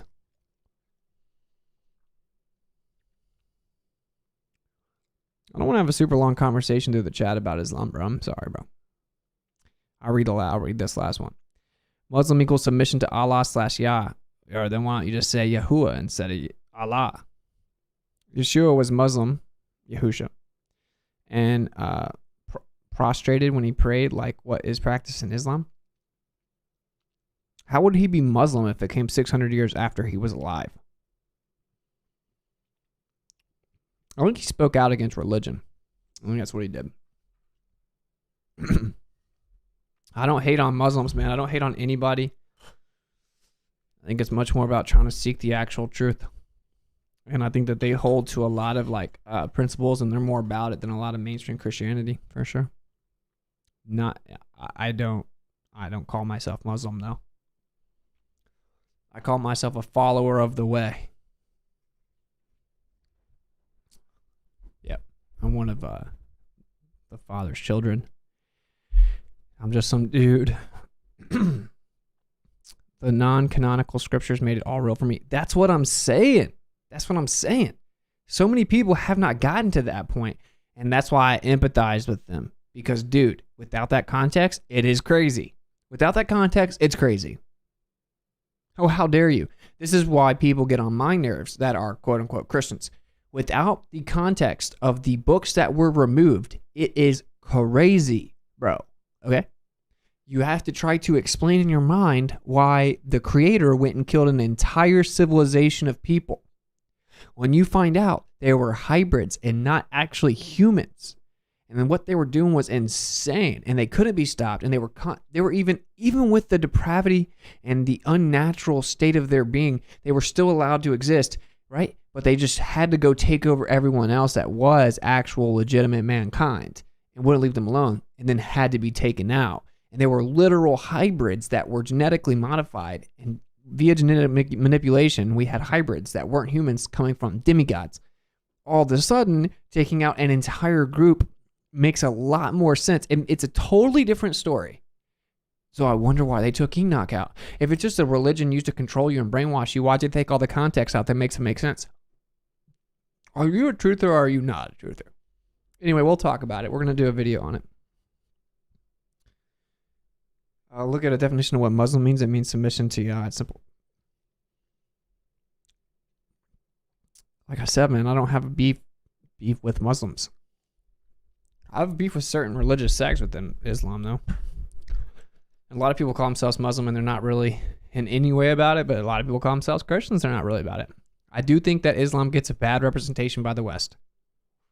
I definitely don't think there's billions of people that are right with the Creator. That's what I think. Because you can lie about it, you can talk about it, right? Obviously not saying you are, but you can talk about how you're right with the Creator. The Creator knows. It's much more of like a legitimate personal thing. You want to be humble and honest and do what's right and be selfless. Try to find the truth so you can speak truth unequivocally. You're going to mess up. You're going to slip up. You're going to do things you shouldn't do that you know you shouldn't do. You're honest about it. You say you're sorry for it. You genuinely want to repent from that and learn to stop doing it and remove that type of behavior or sin from your life. You want to continue being a good person. You want to be humble and find the truth. And then the primary thing I think is humility. And that requires admitting you don't know all the truth. No matter what you think you know right now, you don't know all the truth. And that's why I empathize with people that hate religion, because so many people that claim to know the answers are very annoying. And I remember, like, when I see someone asking tough questions about the Bible, people get triggered, I relate to them, because that's what I did when I was young. I would ask the tough questions. I would never get answers. I had honest intention. I'm like, if this is real, I want to know. Or if I've been believing this is real this whole time and it's not, I want to know. I actually wanted to know the truth. And genuinely, sincerely wanting to know the truth with good intention resulted in me asking very tough questions and criticizing that religion of Christianity, specifically Baptist. And that's why I relate. People are like, why are you homies with Jaron? Because that's my homie. That's my brother. I love him. That's why. You know what I'm saying? Jaron's an honest person. He keeps it real. He gets honest with me. He has my back. It's my brother. Get triggered, bro. Tying the scripture to religion is what messed it up majorly. Exactly, bro. Exactly. Well said. So that's kind of like my ideological enemy, dogma and religion. I believe man is trying to discover certain artifacts and treasure by drying up Euphrates, as many things have been seen, including Turkey finding gold, but it isn't completely dry yet. That's pretty crazy. It is supposed to dry up, bro. North Star, we still haven't talked yet, huh? A lot of people say we're supposed to have a conversation. I believe we are, but I believe we will when we're supposed to. Y'all keep assuming others aren't studying the biblical scripture just because we disagree. I was a believer and indoctrinated as a Seventh-day Adventist for 20 plus years. Okay, Black Royalty MGT, have you read Enoch and Jubilees? Have you studied all the polytheistic representation and cross-reference with them? Have you read things like the Book of Giants and all these other texts that have been removed and then cross-referenced them to the extra biblical scriptures and then went back and studied the actual Hebrew and Greek of all the different texts that are even in the canon? Right? Because that's what I'm saying. I know for a fact no one in this entire chat, including me, has thoroughly finished that job yet. Nobody. It's objective. See, it's a beautiful position. The Creator's undefeated. You can't beat him. That's why, as a truther, I've come back to the scriptures, because I didn't want to. I didn't believe them. I thought I was the special boy that was super woke. I thought I knew. I used to say, yeah, we get it. There are 4,200 religions and yours is the right one. We get it, bro. You're so cool. I get it, right? I get it. Okay. But when you like if you take one word, like one story, right? And you're like, this is crazy. This doesn't make any sense. This is fake. And then you dive down and you break down each word in Hebrew and you look at all the possible explanations, because Hebrew has many different explanations for each word. And then you start to keep looking and you cross-reference to all these different stories, and all of a sudden there's a perfect version in there that makes sense that was not put in the Bible. It was not put in the English translations. It was hidden. And dude, as a truth, you're like, I wonder why this was hidden. Because obviously what the script's actually saying is this. Now, whether the script's real or fake, it's been misrepresented. That's not what it was actually saying. So I want to re-examine this. And then you just keep doing that. It's like over and over and over and over and over and over and over and over. It's insane, bro. That's all I'm saying. I'm not judging anybody. Like, you're saying that I'm not saying anything about you. I just said if someone doesn't believe in it, I still love them. Like, you're assuming that you know I'm wrong. I'm just speaking my truth. Am I not allowed to speak my truth? Am I supposed to, on my channel, not talk about how I believe in the scriptures because you don't believe in them? I don't understand. With the idea that the Old Testament and how the stories are understood, where they occurred today, it makes no sense. We are learning the old word as much as the same as today. I want to give a shout out to the OBRY project. Okay, nice. Yeah, I think that there's something to us being deceived geographically for sure when it comes to the scriptures. Yeah, I want to do a stream on it. I think it's going to be super gravy, bro. A lot of it makes more sense, like how long it took them to walk certain distances and all kinds of stuff. And shout out to the OBRY project. I don't know who that is, but thank you for the $20 super chat, Cabby. Hope I'm saying your name correct, but greatly appreciate it. Thank you very much.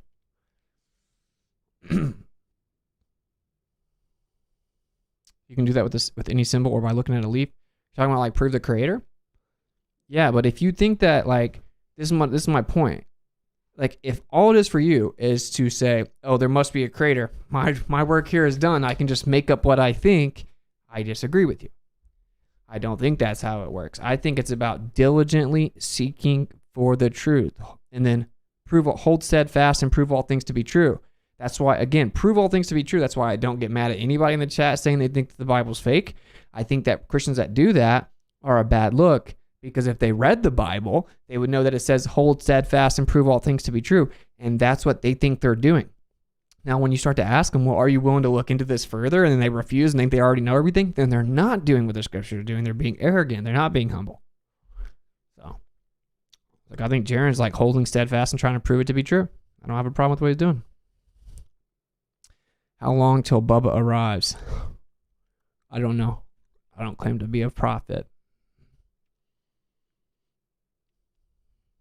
Look, man, I can tell you one thing. I sat out in the woods and I prayed for a wife for the first time in my entire life with specificity. I opened up like a 2,000-page Bible and it directly to the Lord said, go and take a wife and children. You think it's a coincidence that the first sentence I read in a 2,000-page book by randomly opening it up after saying the first prayer in my entire life for a wife out in the woods by myself after praying, I opened it up and the first sentence I read was the Lord said, go take a wife and children. And then, so I knew immediately he was telling me I'm going to get a wife and children. I was very happy because I knew for a fact the Creator had just answered me. And guess what happened?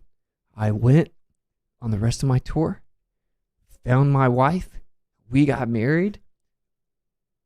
Immediately she got pregnant. They track it back for her due date. It's on our wedding date. This is all a coincidence, I'm sure. Said a prayer. Dear Lord, help me apply this to my convictions. Opened up a 2,300-page Bible. Bang. Straight to the first thing I read. He who despises discipline, or he who disregards discipline despises himself. But he who heeds correction, like loves Yah, or something like that. Oh, your baby, Bubba. Gotcha. They're talking about the Messiah. Thank you for the super chat. Aaliyah's due December 26th. We're thinking December 25th to replace the holiday. Do a stream on Connor McDairy. I don't know who that is. I think I'm about to wrap the stream up though. I love you guys.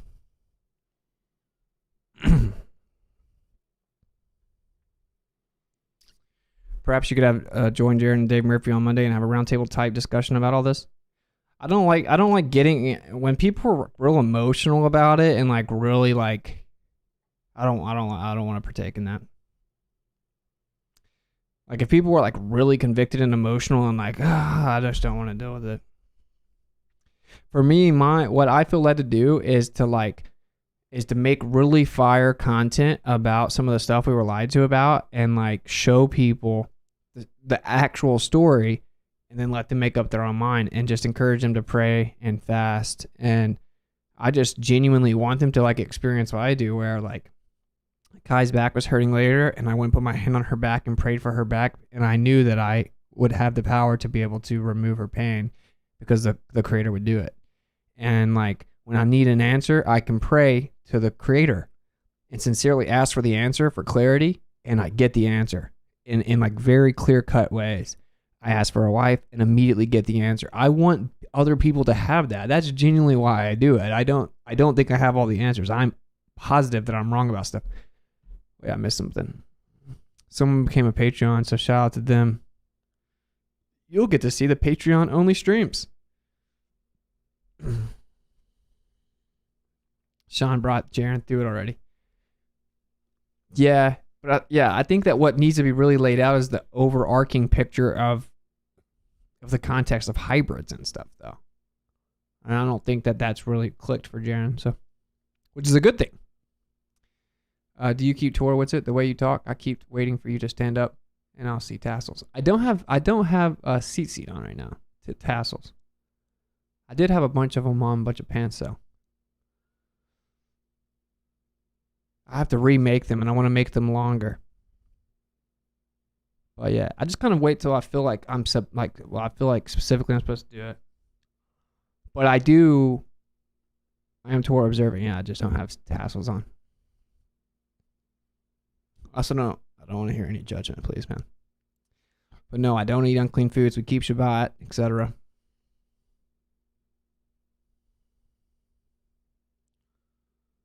I pray the second video of me completing MC Tunes challenge a second different way gets me my 10K.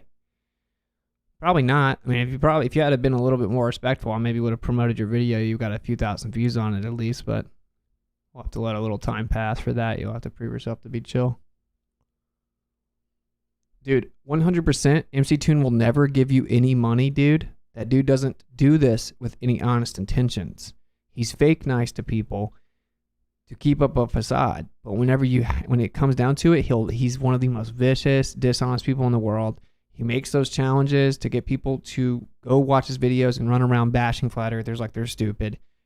And once you complete the challenge, he just denies it, hands wave, dismiss it. He thinks he made the challenge where there's no way he'll ever have to pay the money. So he'll never pay the money. I'll bet you $10,000 he'll never give you $10,000. So there's that. Even not just for the money, just for the implications that would have been like, dang, Earth could be flat, right? Do you feel a lot better with the biblical diet? Yeah, not eating like parasite-filled crab and pork that doesn't sweat out toxins. Are you not going to feel better? Looking at a leaf doesn't prove a creator. It nullifies your divine concept of the Hebrew language. I don't know what you're talking about.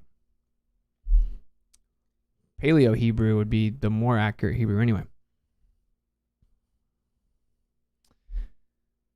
McToon tells me to provide a measurement of Earth not moving. Yeah, I mean, what can you do with someone like that? He's inept.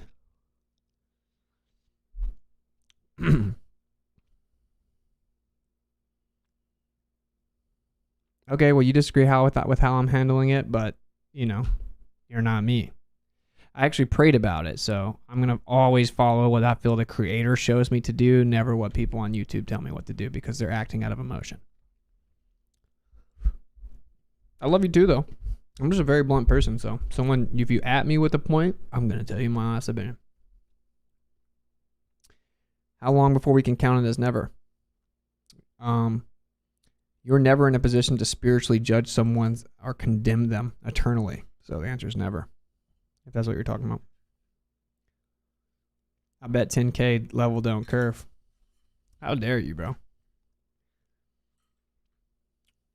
You don't have to keep Jewish law regulations.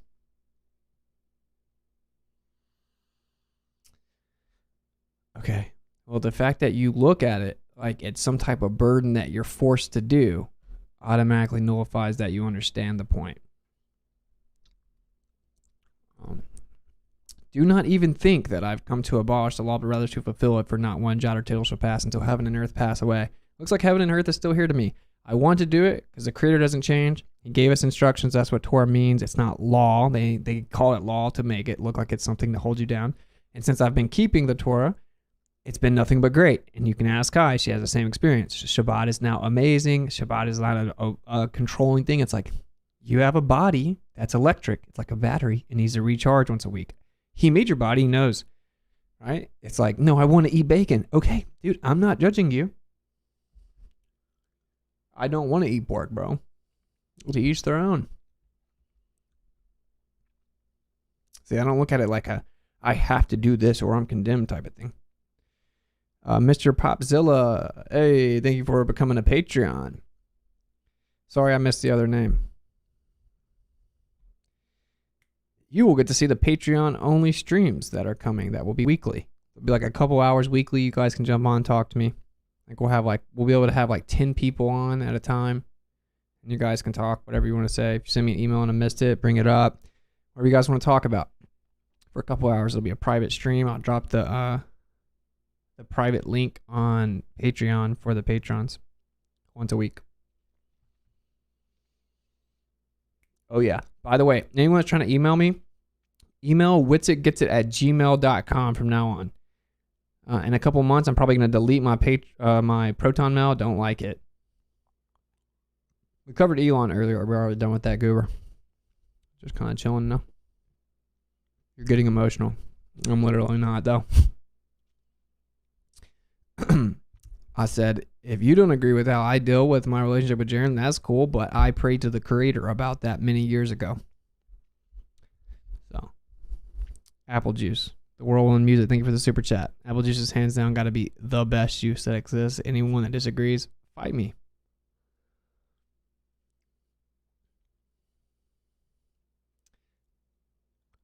How do I do that? How you do what? Become a Patreon? Patreon.com/WitsitGetsIt.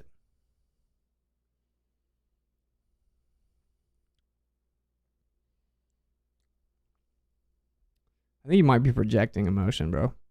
It's okay, though. Still love you. I'd be inclined to do Patreon. Word? Patreon.com/WitsitGetsIt. I think it's like, you can do it for just like $5 a month. And then everyone can jump on once a week. I'll still have call-in shows, though. Hey, Corey Claybunde, I think. Sorry, it's real small. I can't really read it, but thank you for becoming a Patreon. You will get to be part of the exclusive Patreon stream once a week. Also, everyone that's a Patreon puts their name is put on the intro video. If you ever see at the top, there's all the Patreon scroll. I'll obviously update it every stream. What do you think of John's book of Revelation? Do you believe it's accurate? I do. I just don't think it's the easiest thing to interpret. I obviously think it's accurate. I just put it in my my song. I know it's a big hiccup for people too. Like, oh, you think Revelation's real? It's a brainwash, so everyone thinks something bad's going to happen. Well, if prophecy existed and something bad was going to happen, then wouldn't it say that? Can you do a live reaction to Harry Mack Omegle Bar 70 if you haven't heard of him yet? You're welcome. The GOAT of freestyle. I've heard of him. He's pretty good. Maybe. I'm not big on reactions. I could do what he does right now. You want to play a beat and then you guys drop words. But yeah, he's cool. I'm not hating on him or anything. Great answer, Austin. On Matthew 5:17-19, is heaven and earth still here? People twist Galatians worse than any other, but yeah, but it's whatever, right? I mean, what I've found is with the conversation of the Creator or spirituality at all, a vast majority of people think they have all the answers. So it's like, you can't. People don't go looking for answers. They think they already have. I was like that for many years. I empathize with it. One thing I can say I'm starting to grow significantly in the aspect of is like not judging people, or like, I've never been really bad about that, but more so like being really patient. Like, I'm getting way better at being patient with people regarding their take on the scriptures and stuff. You know? Like, yeah, I feel attacked when people attack my Messiah. He changed my life for the better, bro. And like, the Creator has my back. And like, I have a direct connection to him. I know he's real. Like, that's how I look at it. You can think I'm crazy or whatever, but I know he's real. So I kind of feel attacked. It's kind of like if someone was like making fun of your dad or something, right? You'd be like, you'd stand up for your dad. At the same time, he wants me to do that in a way that's loving and calm, patient, assertive, and righteous indignation is a thing. But anyway, the song is fire. Thank you. I think I could sound way better, but I think the lyrics are fire. Better than veteran, don't want to let him in. Got to let him in. Will I get emails for Patreon notifications, or how does that work? I'm not actually sure. I think you can sign up where, yeah. Well, I know on my phone, for example, like on my phone, thoughts, opinion on Jim Bob's stream. Haven't really watched any of his streams, so I can't really do that. I think that his memes are hilarious. I like when someone posts something on Patreon, it pops up as a notification on my phone. Like specifically, I have just notifications from Patreon set up. And I think I also get emails when they do that. So I think you can do both. I want to give you kudos for not devolving into name calling and acting nasty during debates. I don't agree with anything you say, but I appreciate the respect you show to your opponents. Well, thank you. Thank you for the kind words. I'm still trying to grow in that aspect too, but yeah, I've gotten better. You don't agree with anything I say, man? Yikes. Necessary antecedent to creation as a creator. There's a downward electric flow in the earth. Everything that exists is intrinsically electrostatic. I mean, you got to agree with that, right? Magnetism can't be explained by particle physics. I can say lots of stuff that you have to agree with, bro. I'm just saying. But Anyway. God bless everyone. Yeah. What's up, True Seeds? Yes, you will get emails for Patreon. Thank you for helping confirm that. Doesn't the Old Testament condone slavery? No, it literally doesn't. It says if you take someone against their will and try to make them your slave, that you should be killed. So if it says if you try to take someone against their will, making them a slave, you should be killed, I would say that probably isn't condoning slavery. Basically, the word we would use now is like indentured servantship. So like if you wanted a loan or something, you could make an agreement to become a slave, quote unquote, but you were told to treat them like one of your family members, just as good, if not better, than your other family members. And no matter how much of their debt they had paid off, you had to let them go after 7 years. But the rules were so strict of how well you had to treat them. A lot of times they chose to stay. Another misconception. Yeah. Another one is like they told you to take the women of the people that you fought and take them as slaves against their will. Well, actually in the context, it's like the women were basically like needing to be saved. Oh, how dare you save women and give them a good life. Oh my goodness. And never does it say you get to take women as wives against their will. So it literally specifically says the woman has to agree. It's a bunch of strawman arguments. It's just like when I debate Globers. I swear I'm not trying to trigger you, bro. I'm not going to get triggered, man. I'm very objective, my brother. That's cool. I don't know if I missed a comment or something, but I'm not going to get triggered, bro. Like, dude, I've thought of most of the things that generally are said as critique of the scriptures.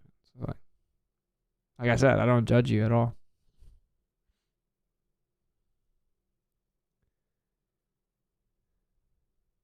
Look at anything as existence and the same thing will happen. It's the nature of existence. Your symbols are just symbols.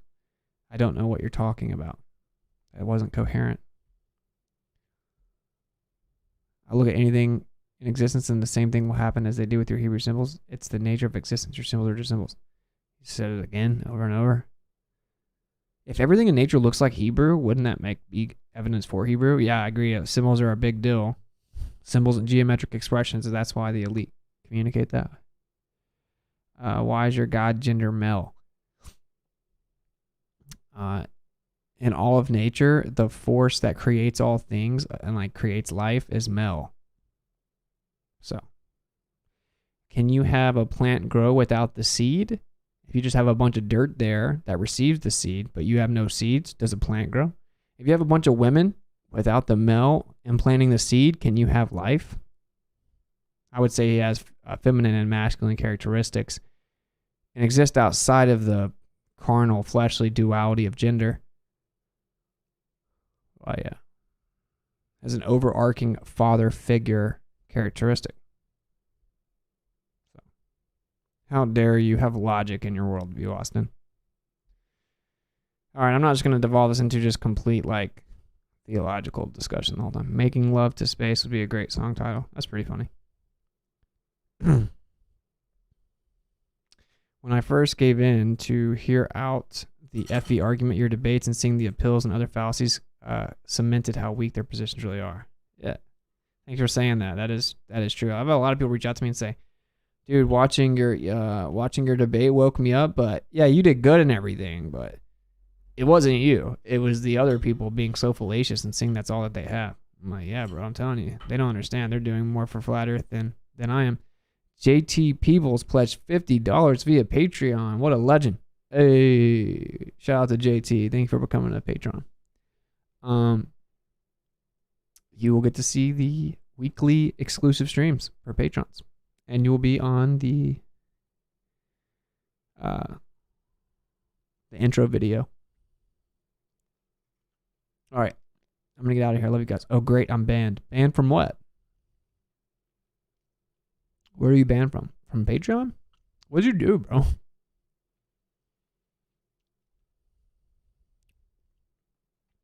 Does God have a Gmail account?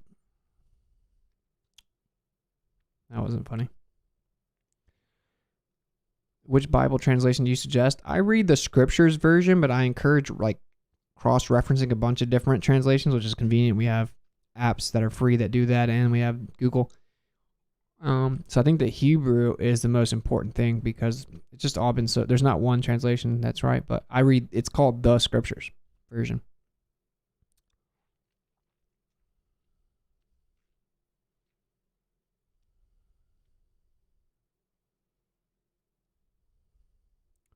I just said that plants the seed, you got it. Yeah. And just, just consistently logical worldviews, no big deal. You guys do you.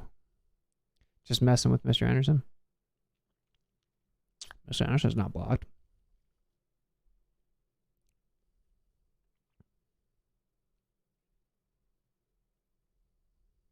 I don't see him in here. I don't know who you're talking to.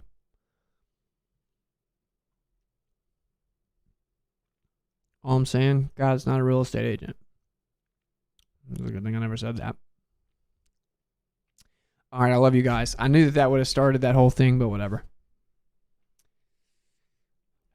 As you can see, I'm pretty transparent with the whole thing. I thought about a lot of stuff that people were going to ask, but I don't know all the answers, but I am going to get out of here.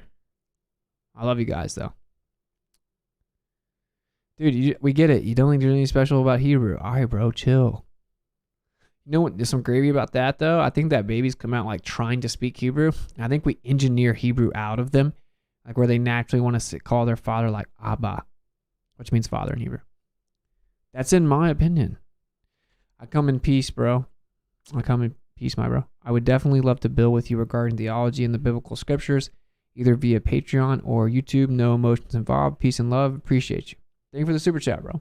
Glad you came back to kick it. Yeah, bro. Reach out to me. You can also just email me, WitsitGetsIt@gmail.com. I just can't assure like quick response. I have so many I have to catch up to. It's insane. People send me really long emails. But and yeah, if you're a patron, like I said, I'll do 2 weeks. Obviously I can't let 2 hours every week. I can't let one person talk for the full 2 hours or anything, but thank you for the super chat. Unified gravity and electrostatics. Okay. Little g is nothing more than the effect of downward acceleration. So it's just an effect. It's not even a cause claim. It's just an effect. It's an agreed upon average of 9.81 meters per second squared. It's a constant for mathematical purposes. Constants are just used to make sure that equations work out. Downward acceleration isn't actually constant. Constantly fluctuates, but we use it as a constant for mathematical convenience. Little g, downward acceleration. People call that gravity. That's just the effect, right? So it's just the effect of something falling down. Of course, not everything falls down. Some things go up. But anyway, the question is what's the cause of things going down? Well, in this case, I introduced force to this phone and it moved. And of course, the relative density, so density disequilibrium, density relative to the medium. But the medium itself is intrinsically electrostatic. The object's electrostatic. We have a downward electric flow in the earth. And we have equipotential increase, 100 volts per meter on the earth that results in a downward flow or downward bias. So if there's a downward electric flow, there would have to be a downward bias. There's no way around it. And we can actually manipulate the variable of electrostatics and make things float. Okay, so in science, you have a naturally occurring observable phenomena, a dependent variable. In this case, it is downward acceleration. Things have a vector. They go up and or down. A vector, of course, being direction of magnitude. Things go down. So when things go down, what causes it?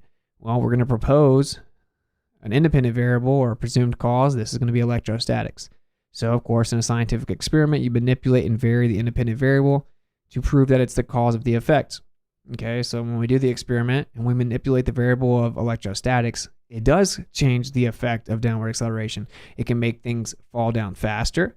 It can change the weight of objects, and it can actually flip the direction of objects and make them go up, right? And levitate or keep going up. You can use a Van de Graaff generator to do this. You can just naturally observe this happening in nature. You can watch bumblebees have a non-contact pollen detachment where pollen actually levitates to them. So if everything's intrinsically electrostatic and there's a downward electric bias on the earth and you can't remove the variable electrostatics, again, literally all matter is intrinsically electrostatic, and there's a downward electric bias on the earth, you can't remove electrostatics, even in a vacuum chamber or in a Faraday cage or grounded. It's still always there. Of course, the psychopathic atomists within heliocentrism call that vacuum energy, 0-point energy, etc., quantum energy, quantum foam, all this nonsense. There's a background with energy constantly being transferred into the material world. And yeah, there you go. So there's intrinsically a downward bias. Now, that's what I claim, is that electrostatics creates the downward bias, because there's a downward electric flow in the earth. And if you manipulate the electrostatics of an object and or the medium, you can manipulate its vector. It's called electrostatic induction. So that's the claim. Now, we can look at it in nature. Lightning is electrostatic discharge, or dielectric discharge, really, but electrostatic discharge, interchangeable. Rain falls down because of the polarity of clouds, which defies gravity and density. Neither one of those explain clouds. And due to polarity, eventually the rain falls. If you have a gravimeter where a little ball is dropped inside of this vacuum chamber called a gravimeter using interferometry, they have spring-loaded or interferometry, measuring how fast it falls. It changes downward acceleration during wind, thunderstorms, and rain, all electrostatics. We have ionic wind. We can repel gas with electrostatics. You can actually have a generator.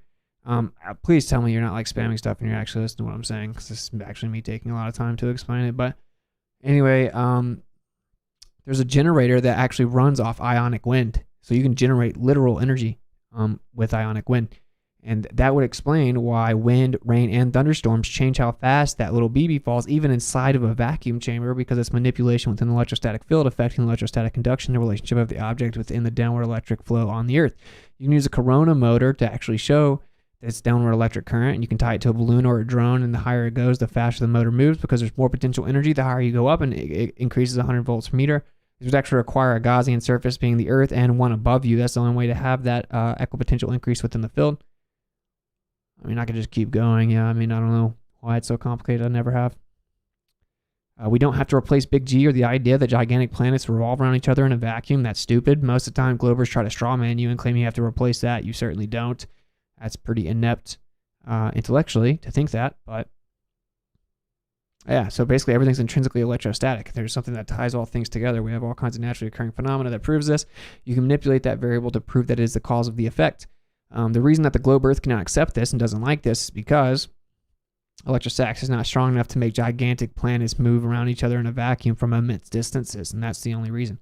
It also would never hold gas down next to a vacuum.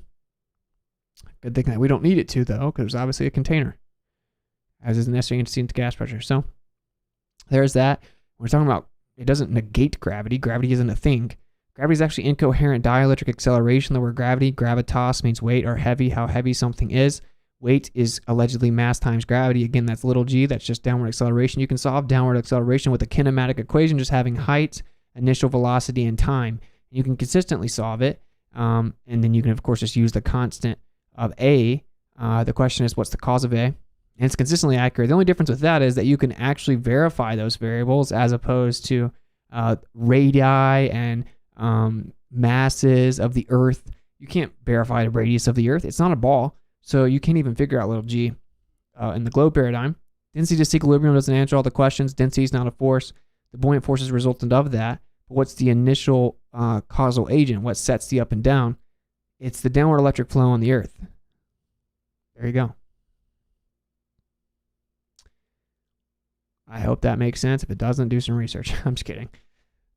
But yeah, there you go. You can manipulate it. I actually have a Van de Graaff generator over here. I'm going to do some videos to show the manipulation to change the weight, the downward acceleration rate, and the vector. I can make things go up. So it's pretty cool. Of course, everyone's seen it, right? You can, in everyday life, you can take two styrofoam plates and make one levitate above the other. What they claim is that it overcomes gravity. Well, no, you have to prove gravity. So we can use scientific experimentation to manipulate the variable of electrostatics, and that's called science, actually proving things in the physical world. You can't do this with gravity. No one can manipulate and like bend and warp space-time and prove that it's the cause of gravity. Those are conceptual abstractions. You can't attribute physical properties to them anyway. It's very stupid on its face. It was just proposed to save heliocentrism because Michelson morally effectively debunked it, as does pretty much everything you've ever observed in your entire life. Boom. There you go, bro. I get strawmanned a lot that I need to come up with some type of equation to explain why things are pulled down to the Earth from immense distances. You don't have to do that. I said it sets the downward electric bias. The buoyant force is much stronger than this downward electric bias, but the buoyant force is intrinsically electrostatic, because you can't have density or weight or mass or any type of matter without electrostatics. So that's the intrinsic primary force of all of this, and it's just provable, and there's not one piece of matter that you could ever invoke that's not electrostatic. But specific Cavendish experiments have been done with opposing magnetic forces. If that was the case, you wouldn't see the attraction with opposing forces plus Faraday cages. Okay, so Actually, incoherent magnetism is attractive only. Okay. First of all, Faraday cages do not attain zero. Even with the Faraday cage and grounded, you still have electrostatics. If you were to create a Faraday cage to actually attain zero, you'd be a billionaire and win a Nobel Prize in physics the next day. It can't happen. It'll never happen. The case, it's the actual Faraday cage itself is electrostatic, as is anything inside of that, as is the medium. Even if it's a vacuum chamber, there's still electrostatics there. Well known, just pretty much denied because it debunks heliocentrism if there's a background medium. And as for, what was the other part? Oh yeah, incoherent magnetism. So if you take ball magnets and you put them together, right? Like incoherent ball magnets, coherency of the magnet just meaning that it's not molecularly aligned. We use molecules as a convention. We'll do it. It doesn't matter. They're not all aligned. So if you take a magnet, before you make it a magnet, it's not qualitatively, okay, you have a piece of metal and you're going to turn it into a magnet. One way we do that is we introduce like electric voltage to it, and it overpowers the intrinsic electric resonance of that metal, and it overpowers it in the direction that you introduce it, and it aligns the electricity effectively. It aligns the electric nature of the molecules. That makes it coherent, as in they're all going in the same direction. Now it's become a magnet. Like that's how you make a neodymium iron boron magnet. I don't think you're listening to my answer to your question because you're typing more questions. So that's called a coherent magnet. Now there are things that are incoherently magnetic, seemingly everything, because it's actually just dielectric, and magnetism is nothing more than dielectric acceleration. I'll do a stream on magnetism in depth more, but anyway, use ball magnets and they're attractive only. So no matter what side you put to it, it's attractive only. Now you're telling me if you had polarized magnets with opposing forces, you would never have them attracting. So they don't have polarized magnets in Cavendish. That's not how that works at all whatsoever. Anyway, incoherent magnetism is is attractive only. No matter which side of the magnet you put to it, it keeps on attracting. It's only attractive. Of course, the Earth is incoherent mass. The interesting thing that's somewhat counterintuitive about that, based on our indoctrination camps that brainwashed us with particle physics and nonsense, is that it's actually inversely proportionate to mass, meaning like the strength of magnetism, or pull, or attraction as we call it, which is magnetic attraction is just dielectric acceleration. It's inversely proportionate to mass. So the more incoherent mass you have, the weaker the quote-unquote pull. Gravity is actually nothing more than incoherent dielectric acceleration. It's not point specific. Magnetism is coherent and point specific. Obviously, it's being attracted to, or pressure is mediating specific to a point, as opposed to incoherent dielectric acceleration. And then Cavendish, it's well known that electrostatics will affect the cause. And you have to be really careful to do your best to try to get rid of electrostatics, because it causes that very attractive result. And you can never fully eliminate it. And there's always a fluctuation from the background itself. So that's the answer. And Cavendish when Cavendish did his experiment, first of all, he wasn't trying to prove gravity because he's not stupid. He was kind of stupid maybe to think it did anything because he was trying to figure out the density of the Earth. But he wasn't trying to prove mass attracting mass because he wasn't ridiculous. And mass attracting mass isn't even what the globe Earth heliocentric model claims gravity is anymore anyway, hilariously enough, but it's not considered an intrinsic property of matter. It's all about the effect of the bending and warping of space-time due to the displacement of mass now. But anyway, he didn't even count for electrostatics, and then he ran away really far away and looked at a telescope to try to look at it. The Cavendish is super, super delicate. You would have to ground it, put it in a Faraday cage, and you still wouldn't eliminate electrostatics. I'm going to do the Cavendish and then use a Van de Graaff generator to show that you get a different effect based on electrostatics. It's well known that you do. And you can never eliminate it. Now, it would be different if you're getting a huge attraction. You're not. It barely moves at all, right? And you have to be very careful not to implement user error, and you have to remove all kinds of external forces or any type of external introduction of energy, and any fluctuation will result in an attractive, seemingly attractive. Now, whenever it moves the other way, guess what people do? They say, oh, it's user error. I must have messed up. Let me keep redoing it till I get the result that I want. And then you have like zealots running around the internet saying that it works perfectly every time and matches the predictions, but it doesn't. It literally does not.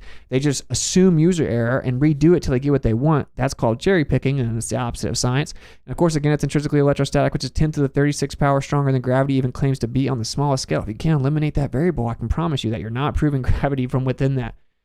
So you just get a standard Faraday cage and try your device, bro. Faraday cages don't attain zero. I already responded to that. I'm fairly certain it won't work, but I hope I'm wrong. I'm fairly new to this depth of physics myself. It's all good. I'm just explaining that Faraday cages don't actually attain zero. There's still electrostatics there, right? So this is just a really basic misunderstanding that a bunch of like ball earthers say a lot. They say Faraday cages. Faraday cages don't attain zero. If they did, whoever made it would be a multi-billionaire, okay? It's impossible because electrostatic's intrinsically within all matter.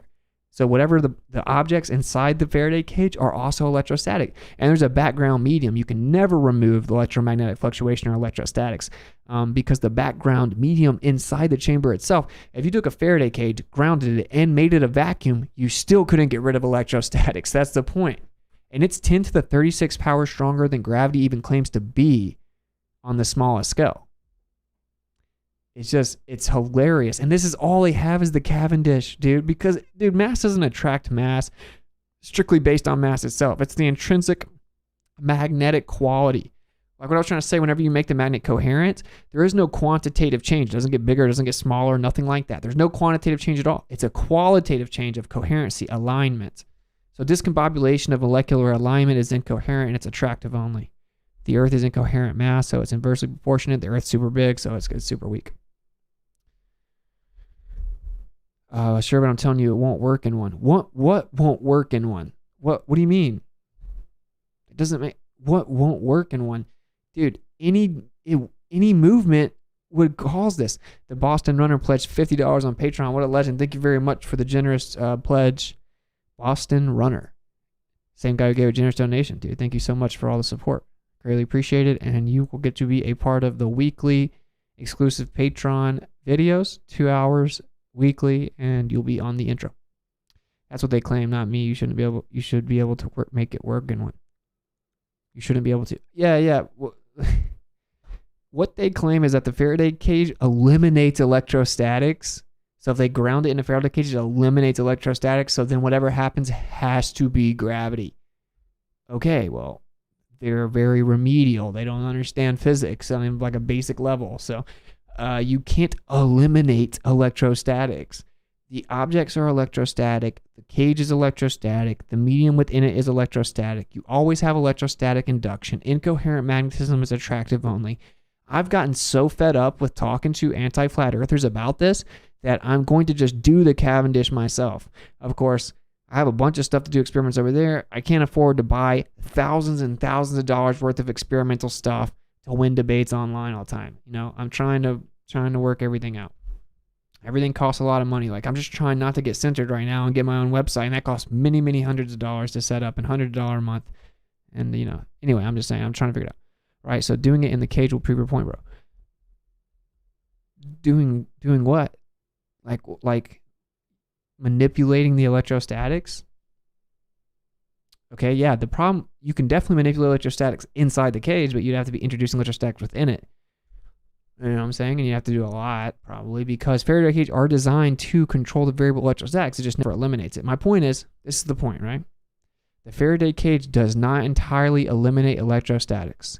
Electrostatics on the smallest scale is 10 to the 36 power stronger than gravity claims to be, which means the very electrostatic relationship of the molecules of matter themselves, the matter itself, what holds it together, the electrostatic nature that holds the matter together itself, you can't get rid of it. It's 10 to the 36 power stronger than gravity even claims to be. That is the case in a Faraday cage or not in a Faraday cage. That's my point. I don't have to do anything to prove anything. They have to find a way to eliminate the variable of electrostatics to prove it. Now, what I could do is introduce electrostatics and prove that it attracts more and more relative and proportionate to electrostatics, and that would prove my point, but my point is just like objective and like, anyone that understands basic physics. You don't hear a lot of people talk about Cavendish in higher level physics, by the way. It's only in this anti-flat earth realm. It was actually, Cavendish was discontinued in tons of universities because it's so inconvenient. Inconsistent.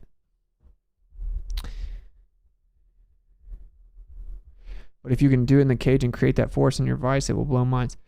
Yeah, but I mean, I do know it would be difficult to get a very strong electrostatic force inside the cage. That's what they're designed to help eliminate, but they don't actually eliminate it, they just control it. The point is that, dude, the balls barely move at all, right? And when they move the wrong way, people just throw it out. And when they don't move enough, they just throw it out. When they move too much, they just throw it out. That's what's funny. Or they fudge the numbers. You can never trust an anti-flat earther experiment. Never. They always lie. I've grilled them on it. Dude, the guy that famously did it for the anti-flat earthers, I was talking to him about it. I got him to admit that he had to keep redoing it because electrostatics kept messing up his results. And that it was like almost impossible for him to control the variable electrostatics. And he ran around just showing it like it proved the Earth's a ball and mass attracts mass. It's like, my gosh. No, not Cavendish, your little flying device thing. Not sure exactly what you're talking about. Ben Carter pledged $8.50 via Patreon. Hey, shout out to Ben Carter. Thank you for becoming a Patreon. And once again, you will get to see the exclusive 2-hour weekly Patreon conversations where you guys can jump in and talk to me about whatever you want to, and you'll be on the intro. Elon's ridiculous, but makes me money with Doge. That's funny. Yeah, we covered Elon earlier. I keep saying I'm about to wrap it up, then I'm in here for another half hour. All right, yeah, so you're saying if I can make things float in a Faraday, like, you probably could. You just have to introduce a lot because it's going to dissipate much quicker. And really, it's going to be dissipating, which means that it's going to be seeking equilibrium back to counter space, but we'll cover that later. I'm actually going to get out of here. You don't need to do experiments, man. You get it. They don't. Yeah, but I do want to do them with like nice high definition videos just so people can see and understand where they live and stuff like that. I think that's important. And like making an electrostatic theory head to top to bottom would be cool just for flat earthers. I think we really need to fully understand ether physics. Flat earth needs to stop being so stagnant and understand that ether physics is the future. But how dare you, Austin? You dropped out of college. All right, thank you. And dude, what's also funny, I'm so tired of people saying I can't do math. Dude, I scored like incredible on my math entry exams in the college preparatory classes and stuff like that. And full ride to private university and stuff. And dude, it's well known that I have like an aptitude for math. So what I'm thinking is maybe like I need to take my iPad, share it on here, have a bunch of people send their equations and just me work the math out super fast so everyone can shut up.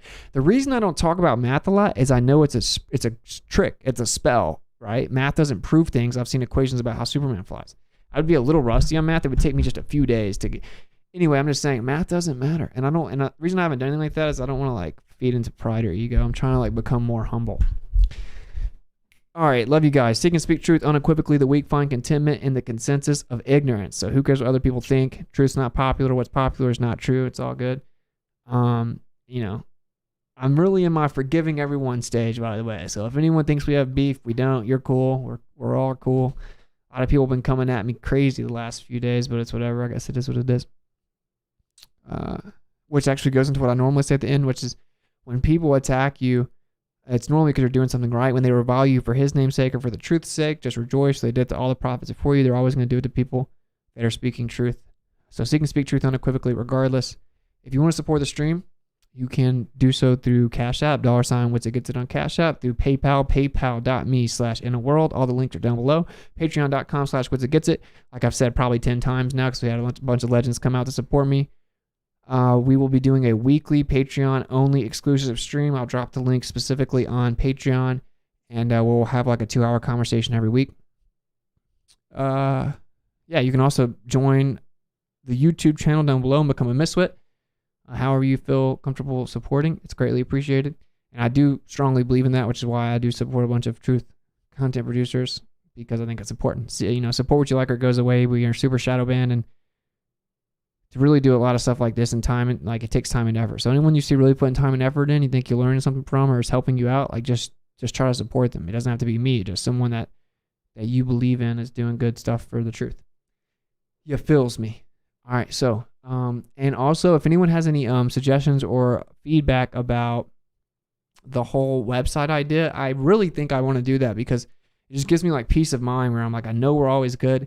We can have this place that it'll have I will set up a paywall on there. It won't be like you can't access anything, but it'll set up like this like security for me where like I got a baby coming, and like I just don't know what they're going to try to do censorship wise. So I think it would be cool to have a website and an app where we like can interconnect and we can have all kinds of people. We can support other truther products. I can start to get you guys some merch and different like health products and stuff that I believe in. And we can just, we can just really create like a security blanket. All people believe 96% of their model is imagination. The invisible matter that we can't detect is called dark matter. NASA.gov. The invisible matter that we can't detect could get a job instead of begging on the internet. This is my job. I know that probably triggers you. I'm sorry about it. Sorry about it, dude. I put tons of time and effort into this. If this doesn't work out, I will do another job. That's right. But I felt led to do this. I know that may be a foreign language to you, like doing something out of moral conviction despite the inconvenience that it causes you. But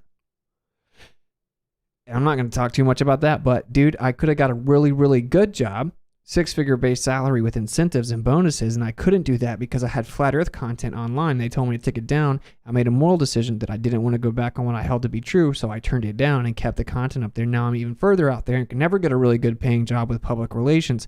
So I took a sacrifice of money because I don't think money is the most important thing. By the way, Nominal, shout out to you for the $20 super chat. Much love, bro. Greatly appreciate it. And yeah, so to each their own. If you don't understand that, that's not really my problem. I think that the creator will reward you, and I've been rewarded. I'm super blessed. I have a baby on the way, a beautiful wife. I'm super happy. So, a house. I'm not complaining. Is blessed a curse word, Austin? Nah, I wouldn't say it's a curse word.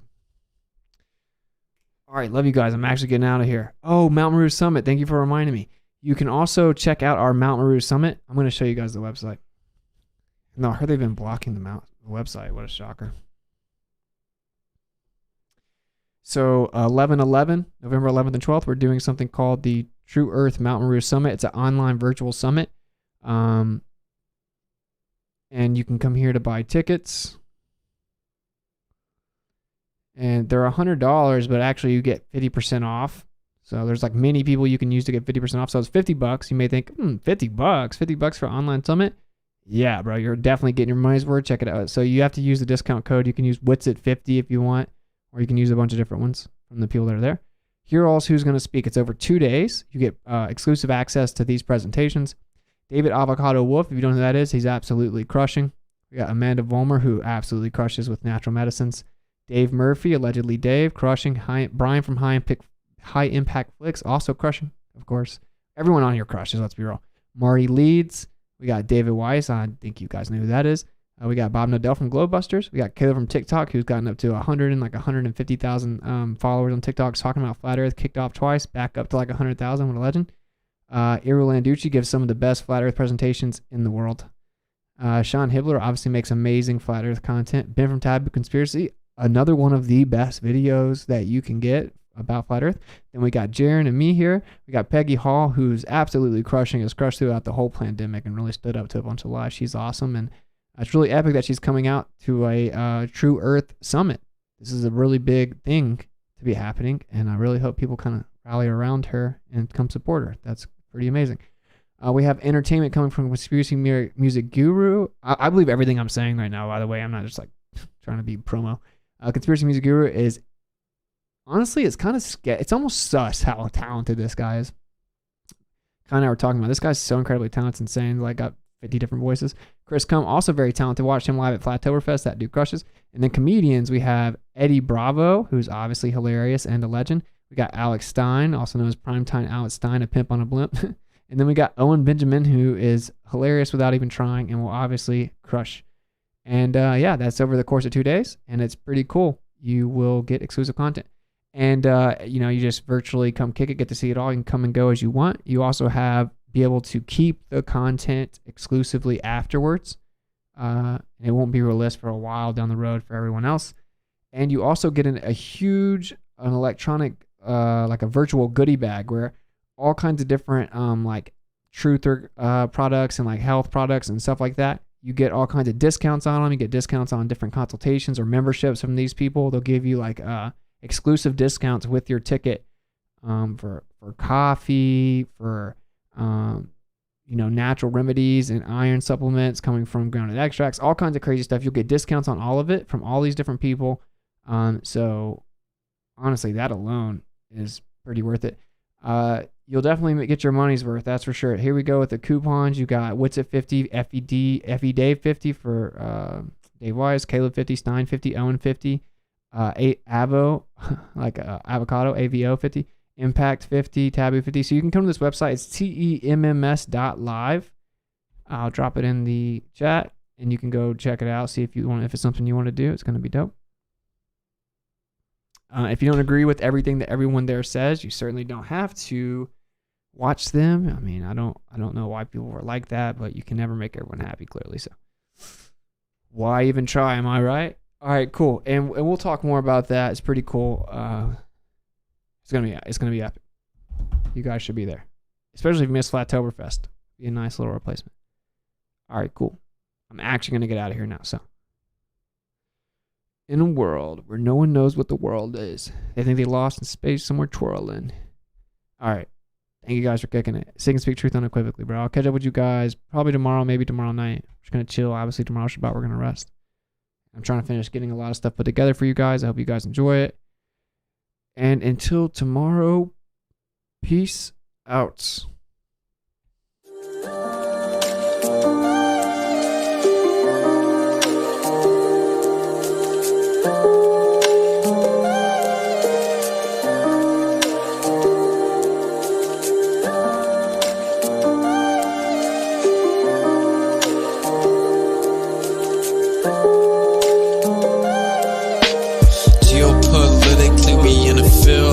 That's for Israel. Wonder, is it real? Rappers acting say they high, say they simple pills. Glorify suicide so they get the deals. Big pharma set it up, had to flip the pills. Control the music industry until the scripts get filled. Geopolitically, yeah, we in the field. That's for Israel. Wonder, is it real? Took the way you saw the world, then distorted it. Now you think you wanna rock that twirl somewhere orbiting. Theories disproportionate, the truth distorted quick with a forceful grip. They force a misinfo that we absorbing quick. Took the people's signature to mean extorted it. They forging it if news anchors informants who informing them. There's a surplus, but they tell us there are shortages. Credit economy mortgages, dollar that's supported with empty fortresses. But what's important is this: we porting ships, important gifts. Of course it is, but extortion is in accordance with an assortment list of foreign tricks we ignoring, which informing this, informing this. It looked like we were snoring tricked. Pedophilia and the government endorsing it. Yeah, eugenics is exactly what abortion is. You just vilify those insubordinate. Way to matrix engineer, that's unfortunate. Geopolitically, we in a field. That's for Israel. Wonder, is it real? Rappers acting say they high, say they simple pills. Glorify suicide so they get the deals. Big pharma set it up just to flip the pills. Control the music industry until the scripts get filled. Geopolitically, yeah, we in a field. That's for Israel. Wonder, is it real?